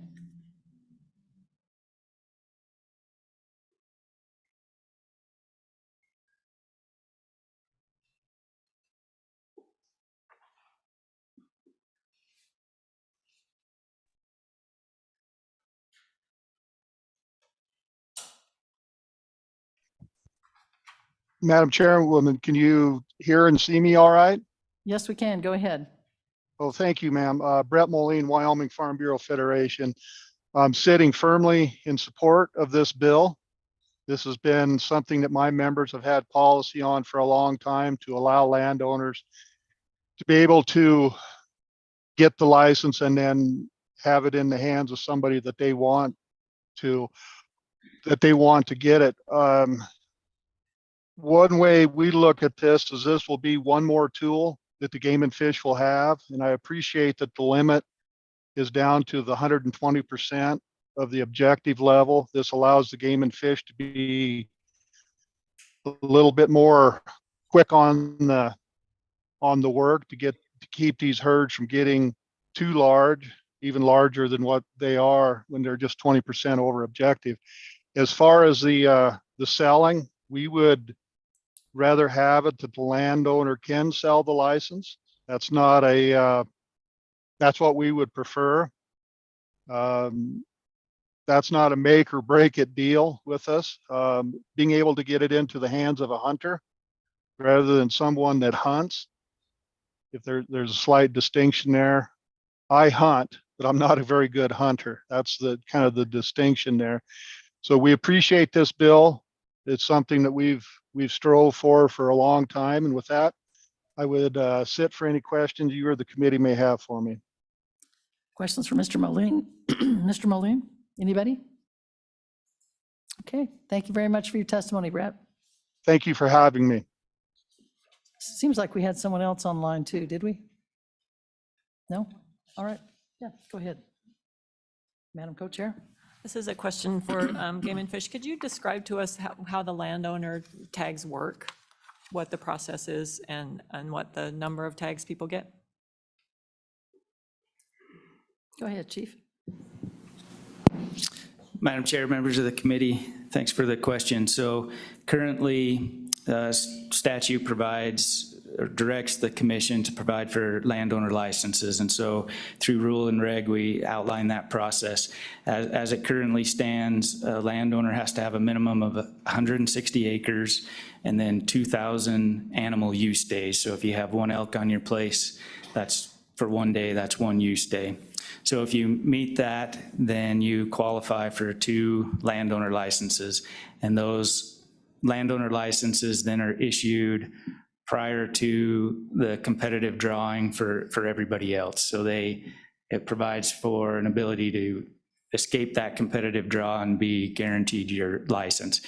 As it currently is, the landowner licenses can be used by that landowner or their family members, basically. Children, siblings, et cetera. Co-Chair, go ahead. Thank you. So that 160 acres and 200 animal, or 2,000 animal units, and then can somebody qualify?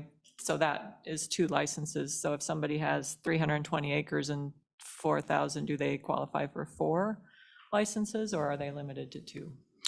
Chief? Yeah, Madam Chair, Madam Co-Chair Newsom, no, regardless of the size of the parcel, it's limited to 2 licenses.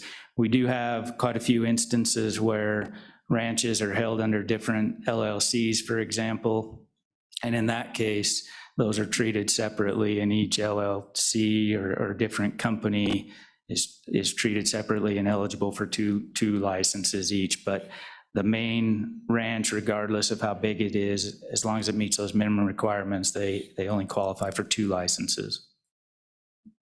Thank you, Chief. Any other questions for the Chief? Yes, go ahead, Representative Byron. Thank you, Madam Co-Chair. Chief, is there currently any mechanism to transfer this license to a nonprofit hunting group? Let's just stay very general with that. Go ahead, Chief. Yeah, Madam Co-Chair, Representative Byron, that's a good question. And so right now, anybody who holds a license has an ability to donate their license to a disabled veteran or a person that's permanently in a wheelchair. So we have seen quite a few instances where a landowner will get their license and then donate it through that mechanism. But that's available to everybody, not just landowners. Follow up? No question over here. Yep, go ahead, Representative Storr. Thank you, Madam Chairwoman. Chief, is the landowner license limited to being used on the land owned by the person, or is it area-wide? Yeah, Madam Co-Chair, Representative Storr, great question. The license is issued for the entire hunt area, so the landowner is not restricted to hunting just on their property. It's valid in that entire hunt area. Thank you. Any other questions? Yeah, Representative Angelos, go ahead. Thank you, Madam Chair.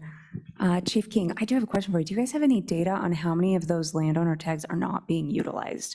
Like, is there a large number that's not being used, and this is going to impact the herds if they are? Chief? Madam Co-Chair, Representative Angelos, that's a really good question, probably a little difficult for me to answer clearly.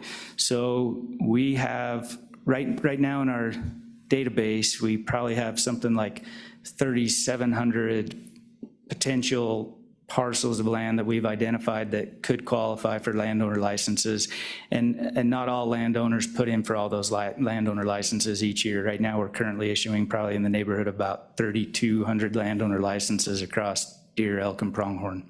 Now, in terms of if in a particular area, how many landowners are getting their license and then using them, I really can't give you a good estimate. I would just say off the cuff, most of these licenses get used. It probably has a pretty high success rate on the licenses that are in the hands of landowners. Follow up, go ahead, Representative. Thank you, Madam Chair. So then my question would be, really to impact herds, we want to take females, correct? I mean, do you see that that's going to be the trend, or are these going to be horn hunters? I mean, that would be my idea of what people are going out for that hunt. Go ahead, Chief King. Madam Co-Chair, Representative Angeloso, that's a very good point. I would say for the most part, most of these landowner licenses that are issued for licenses that are valid for bucks or bulls, and that's primarily where the harvest is. That's not the case across the board. A landowner can put in for an antlerless tag, but I would say the majority of them are issued for bucks and bulls, and that's the harvest that occurs on them. Any other questions for the chief? Okay, Madam you very much. Chairman, Go ahead. there is one more person online that would Okay, like to sure. provide All right. comments. Go ahead and bring him in.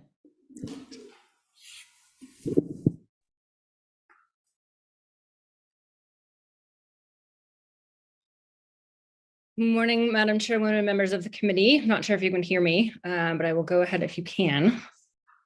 We can hear you. Go ahead. My name is Sabrina King, and I am here today on behalf of the Wyoming chapter of Backcountry Hunters and Anglers. My apologies for not being able to be there in person, and I was waiting to defer for folks who are in the room to speak first, but I will go right ahead. Our chapter did vote within the past month to oppose landowner license transfers and opposing this bill. And I think there are a few reasons for that. I think the first of which, and this has been discussed a little bit already, when we're talking about overpopulation, we have to make sure that the solution actually fits the problem. And I think landowner license transfers, frankly, are something that have been talked about in a lot of different forums and in a lot of different ways, including at the Wyoming Wildlife Task Force. And pretty consistently, the idea of landowner license transfers has been rejected, and I think for good reason.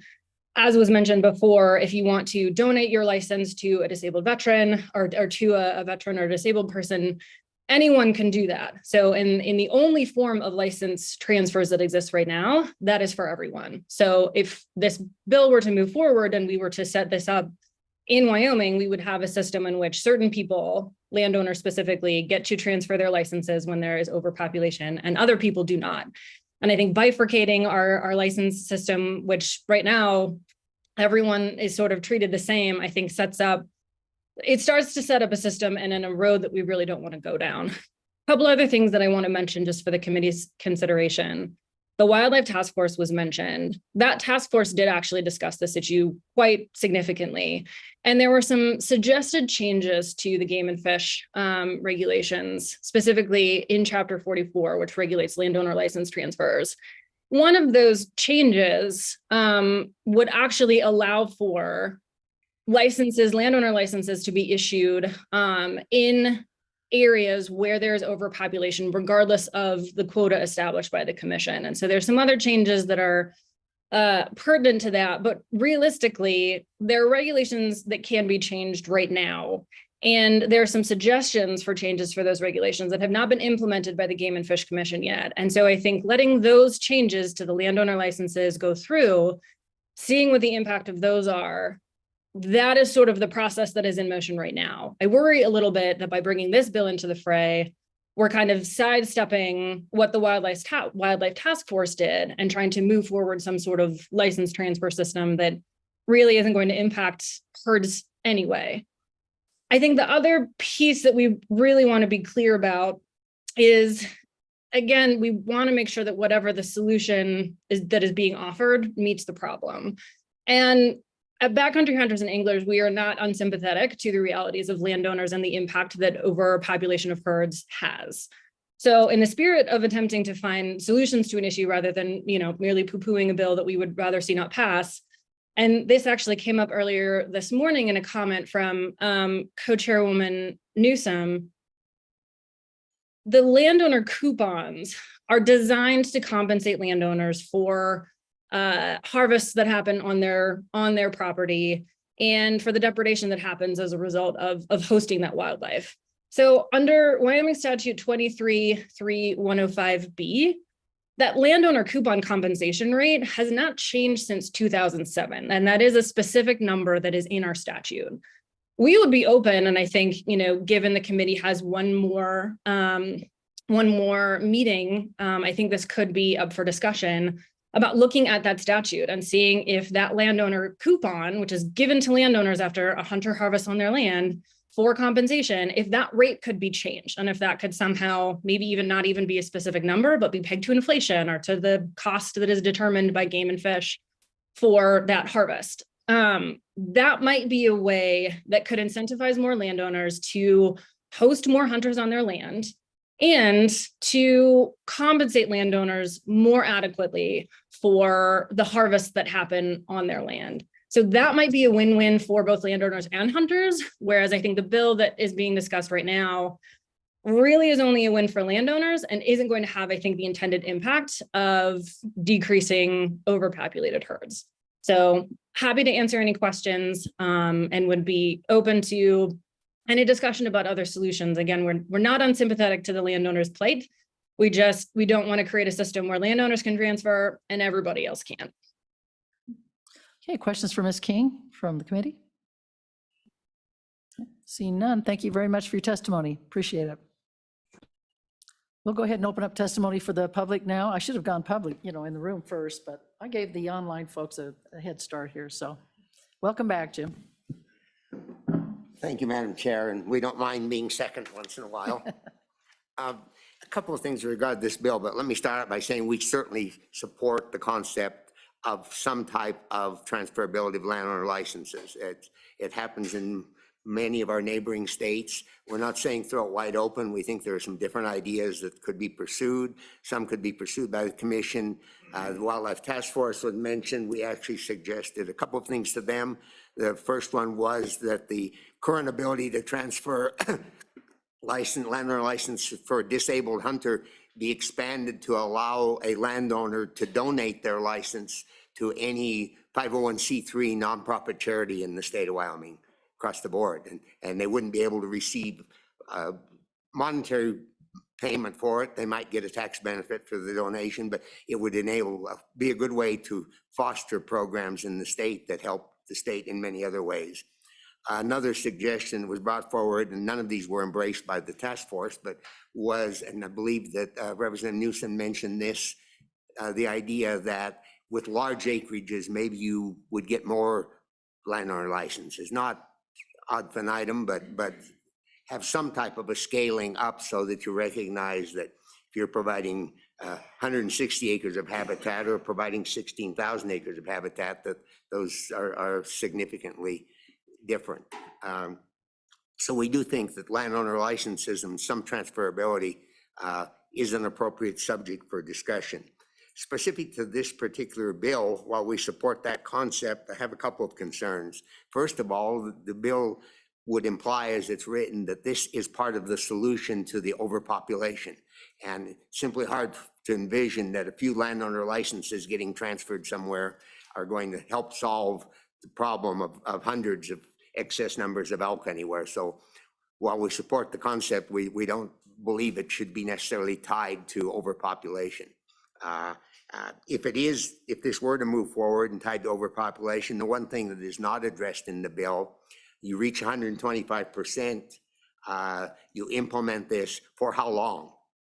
If we get to 120 next year, does it suddenly cease, or is it till the population is restored down to the objective number? So I think if the bill went forward, that's an issue that would need to be addressed in here. We would also prefer that it be no more than 2 years rather than 3, because the more you allow that population to grow, the harder the challenge becomes to address it. And my final comment with regards to whether or not you prohibit the sale of landowner licenses, I think that's a policy decision that this committee or the legislature would make. I have to admit that I was somewhat confused by seeing consideration of that as being a recommendation from LSO, because it doesn't seem to be a process issue. It seems to be a policy issue, but for whatever reasons it's in there. We would certainly say to make these have any meaning to landowners, either an approach that allows donation to 501c3 or an approach that allows the landowner to sell the licenses. It's interesting, Game and Fish made me aware recently of some discussions and some in-depth papers that were written in 1983 on overpopulation. Turns out it wasn't elk at that point in time, it was antelope, which is certainly not the case today, but as a part of that analysis, and I have some materials I'll be sharing with them, there was quite an effort put forward to address this issue and the role of landowner licenses, the role of other tools to be involved in that. So it's not a new issue in Wyoming. It's an issue that continues to plague us at times and it needs to be addressed. With that, Madam Chair, I'd be happy to take any questions. Questions for Mr. Magagna? Okay, I don't see any, so thank you very much. Thank you. Appreciate your testimony. Others in the room that would like to testify on this bill? Welcome, and please introduce yourself. I will do that, Madam Chair. So Madam Chair, members of the committee, my name is Buzz Heddick. I'm a co-chair for Wyoming Backcountry Hunters and Anglers, also a pretty darn avid hunter and fisherman. Live in Laramie, Wyoming. So I'm gonna hit some bullet points on why I'm really opposed to these transferable landowner tags. Top of my list is the North American model of wildlife conservation. And one of the tenets of that is that we have a system that gives a fair and equitable access to our wildlife. Anytime we have a system where we're favoring one person over another, that tenet is pretty much out the door. It's just the way it is. The other thing is too, is it creates a market for these licenses. Even though you put in this bill that we can't charge for the specific tag, what about the access? There's absolutely nothing stopping me from going to a friend of mine that I know that has a lot of elk and saying, hey, I know you can't sell the license, but can you sell me access for the next 5 years and give me the tag? There's nothing to stop that from happening. And I don't think you can write a rule to do it, because I've seen that exact same thing in Montana, where the tag is not transferable, but they can go ahead and charge for access. The other thing is once we start having these transferable tags, we're gonna lose our Access Yes program. In Colorado right now, because they have transferable licenses, they have no access program like ours. It doesn't exist. There's no Access Yes or hunter management areas or a block management like Montana has. And the reason for that is because I feel like if I'm a hunter and I purchase a landowner license, I want the ability to hunt that person's ranch. And I'm gonna get exclusive use for it for that purchase, for sure. The other thing is that the Game and Fish Commission and the department already have the ability to give landowners cow permits to issue to anybody they want through the damage program. So if the whole idea is to reduce the herds, you give cow permits and they're already able to do that. The other thing is anytime you create a program, and I'm going to say this gently, people just aren't real honest, I guess, for lack of a better word. The current landowner programs or transferable landowner licenses it's already happening.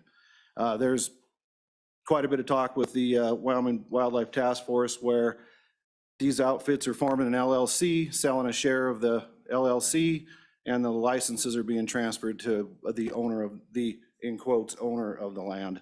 So anytime you create a program, there's just going to be abuse. It's just human nature. And then the other thing I think that this would have, because of the lack of access involved, I think it could actually have the opposite effect on trying to, reduce these numbers.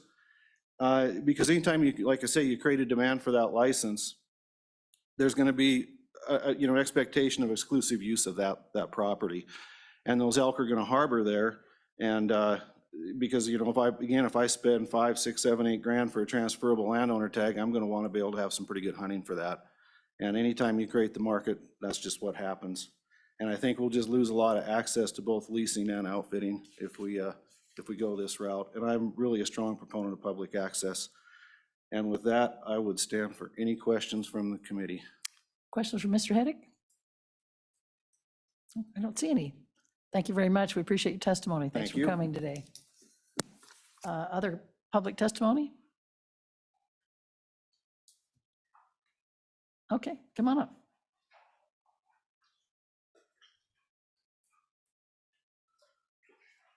Please introduce yourself. Let us know who you are. Madam Chair, members of the committee.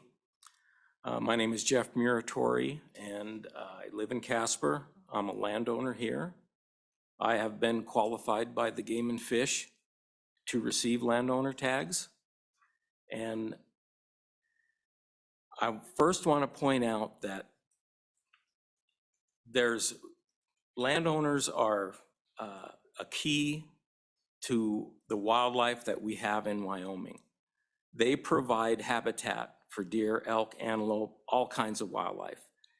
And I really feel that the landowner license program that we have, while it's conservative, is probably the best in the West. We don't go too far. It's 2 tags per family, and it's a privilege. It's a privilege. I don't see it as a right. I see it as a privilege to be able to hunt the animals and provide them habitat. Now I look at this draft and the landowner licenses are being tied to the objective, the herd objective. Well, I could see in many cases where being able to transfer the license is going to be a detriment to trying to reduce the herd population, because then a landowner would no longer qualify to transfer the license. And obviously transferability is going to be tied to money.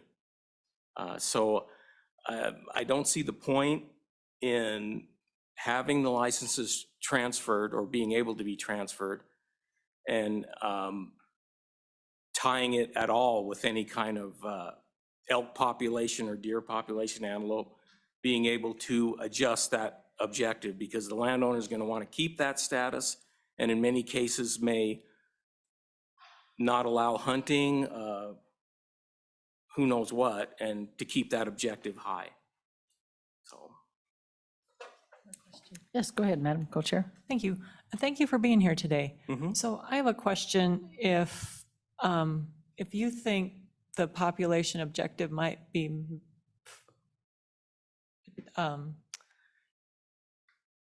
met or not, but toward met, if larger landowners were allowed more landowner tags. So if you have, what is it, 160 acres, if you have 1,600 acres, and what if you get 4 tags for that amount of land? I mean, it seems odd to me that if I have 160 acres and 2,000 animal use days, that I get the same tag or the same number of tags a person who has 10 times, or maybe in some cases even 100 times that amount of land. Do you think it would be wise to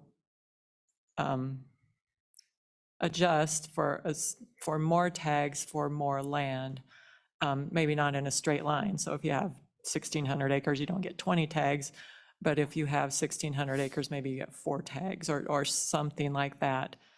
I don't know if you have an opinion. Yes. Go ahead, Mr. Moriarty. Chair Schuler, Representative Newsom.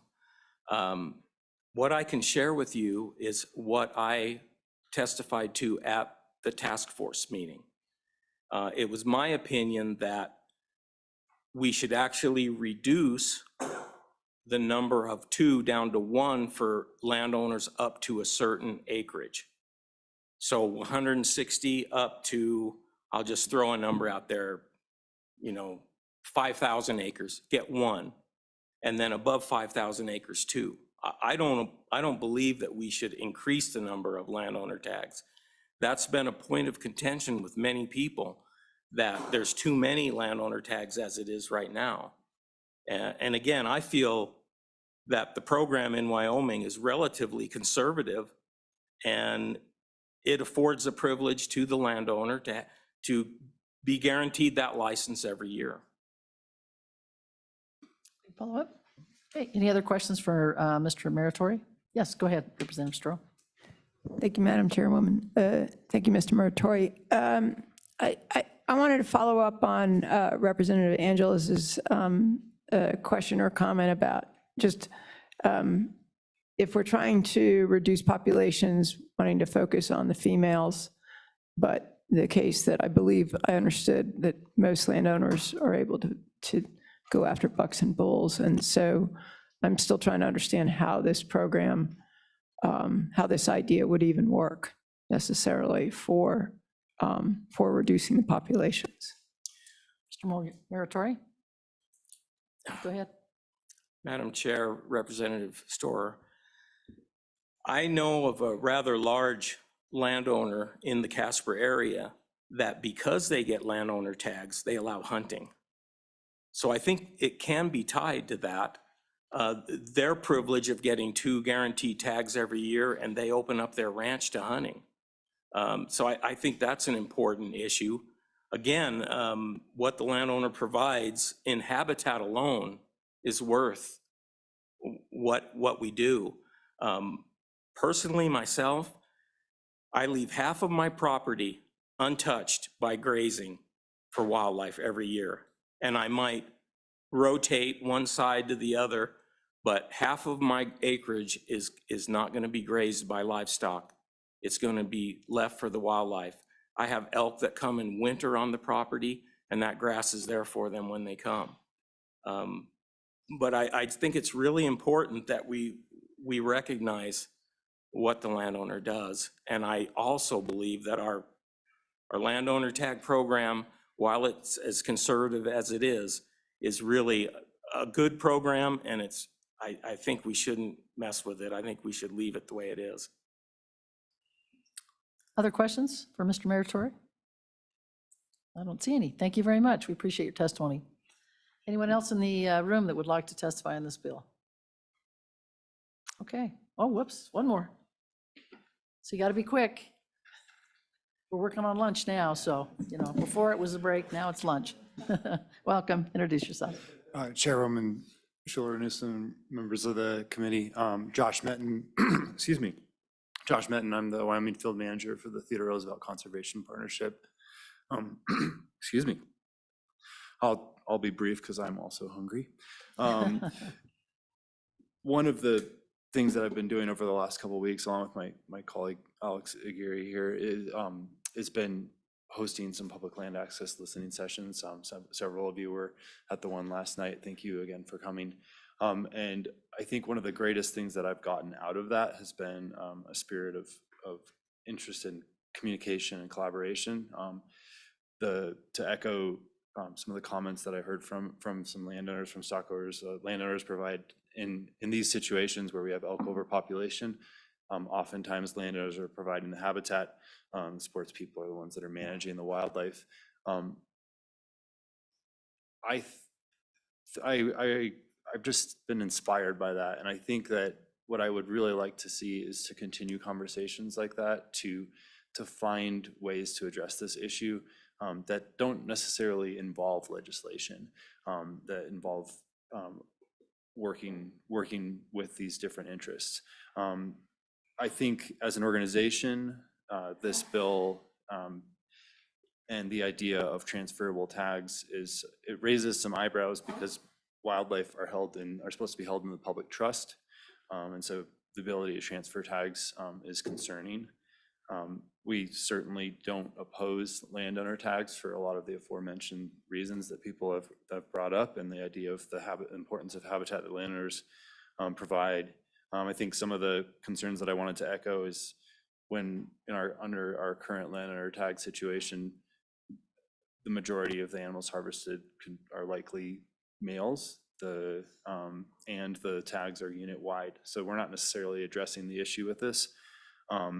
But in my final comment, I'm just looking at the TRCP and our partner organizations are really looking forward to working with the stakeholders that are involved in this issue to try and come up with some common ground solutions. With that, I'll stand for any questions. First of all, I'd just like to thank you for the listening sessions. I think those have been great. I learned a lot last night, as I'm sure some of the other legislators did, so appreciate you guys doing that. Questions for Josh or his organization, either one? Okay, great. Thank you so much for your testimony. Appreciate it. Welcome I'll back. keep it very brief. Jess Johnson with the Wyoming Wildlife Federation. One thing I just wanted to hit on with this, and I echo the sentiment of everybody that has come before me that is talking from the hunting side about the concern around the transferability. And I think the concern also comes in that we're in a time where we are desperately trying to rebuild the bridge between hunters and landowners. And we really want to keep moving that ball forward. And this is just one of those topics that drives a wedge. And it's a little bit of gasoline to the fire that we are currently trying to put out. We are really wanting to build relationships with landowners. I think the idea of looking at the landowner coupon and how much they are getting for those when that landowner coupon comes in it has a lot of merit, because that is something that I think the hunting community is willing to pony up the dough for, so to speak, and help with that. The other thought, and sort of the last final thoughts here, is that the task force talked about this ad nauseum. They got a lot of input. And this is something that comes up every couple of years. This is not a new bill, this is not a new idea, and it just mushroom clouds within the hunting community. So it splits us, it puts us and pits us against landowners very often, which is never where we want to be and not, I think, authentic to the hunting population of Wyoming. And then to forward that even further is that this was also discussed, and I know it's here currently in TRW. The idea has come from Ag Committee as well, and I'm certain we will see it there. And I'm certain if we see it there, we'll also likely see it in the beginning of the session. So just amongst this of like, as we are building relationships and trying to move this relationship forward, this is just gasoline to the fire, and it's really hard to keep pushing that forward when we are consistently having to fight an idea that comes up every 2 or 3 years and gets soundly defeated each time. Questions for Ms. Johnson? Okay, thank you again for your testimony. Thank you. Appreciate it. Anyone else? Going, gone. All right, we'll go ahead and close public testimony then. With that, I'll turn it over to the committee. What are your thoughts on this bill? What would you like to do with it on 24 LSO 0144?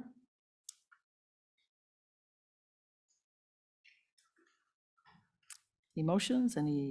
No, I don't feel like anything's coming. Am I jumping the gun too quick here? Nope. Apparently, we have no motions. With that, I guess we will just, again, going. I know you want to get to lunch too. I don't want to miss anybody. All right. With that, I guess this bill will just be indefinitely gone. So, other comments from the committee before we go to lunch? I have one. Yes, Madam Co-Chair. So not to delay us to going to lunch, but Chief King, could you describe, somebody mentioned the damage program for elk overpopulation. Maybe Chief King, you could describe what that looks like in 2 sentences? Yes. Go ahead, Chief. So the right before lunch version of our damage program is that any landowner who is experiencing damage to their property reports that damage to the local game warden or a commissioner. We investigate it and work with them. We try to mitigate the damage as best we can, but at the end of the day, we have a process and regulation that provides for payments for damages that are suffered. That could be growing crops, that could be stored hay, that could be fences. That's the extent of our damage program. Great. Thank you for that explanation. Thank you so Good much. job, right before lunch. Yes. Thanks. Very good. Any other comments? Okay, if not, we're supposed to be back at 1:30. Is that enough time for everyone?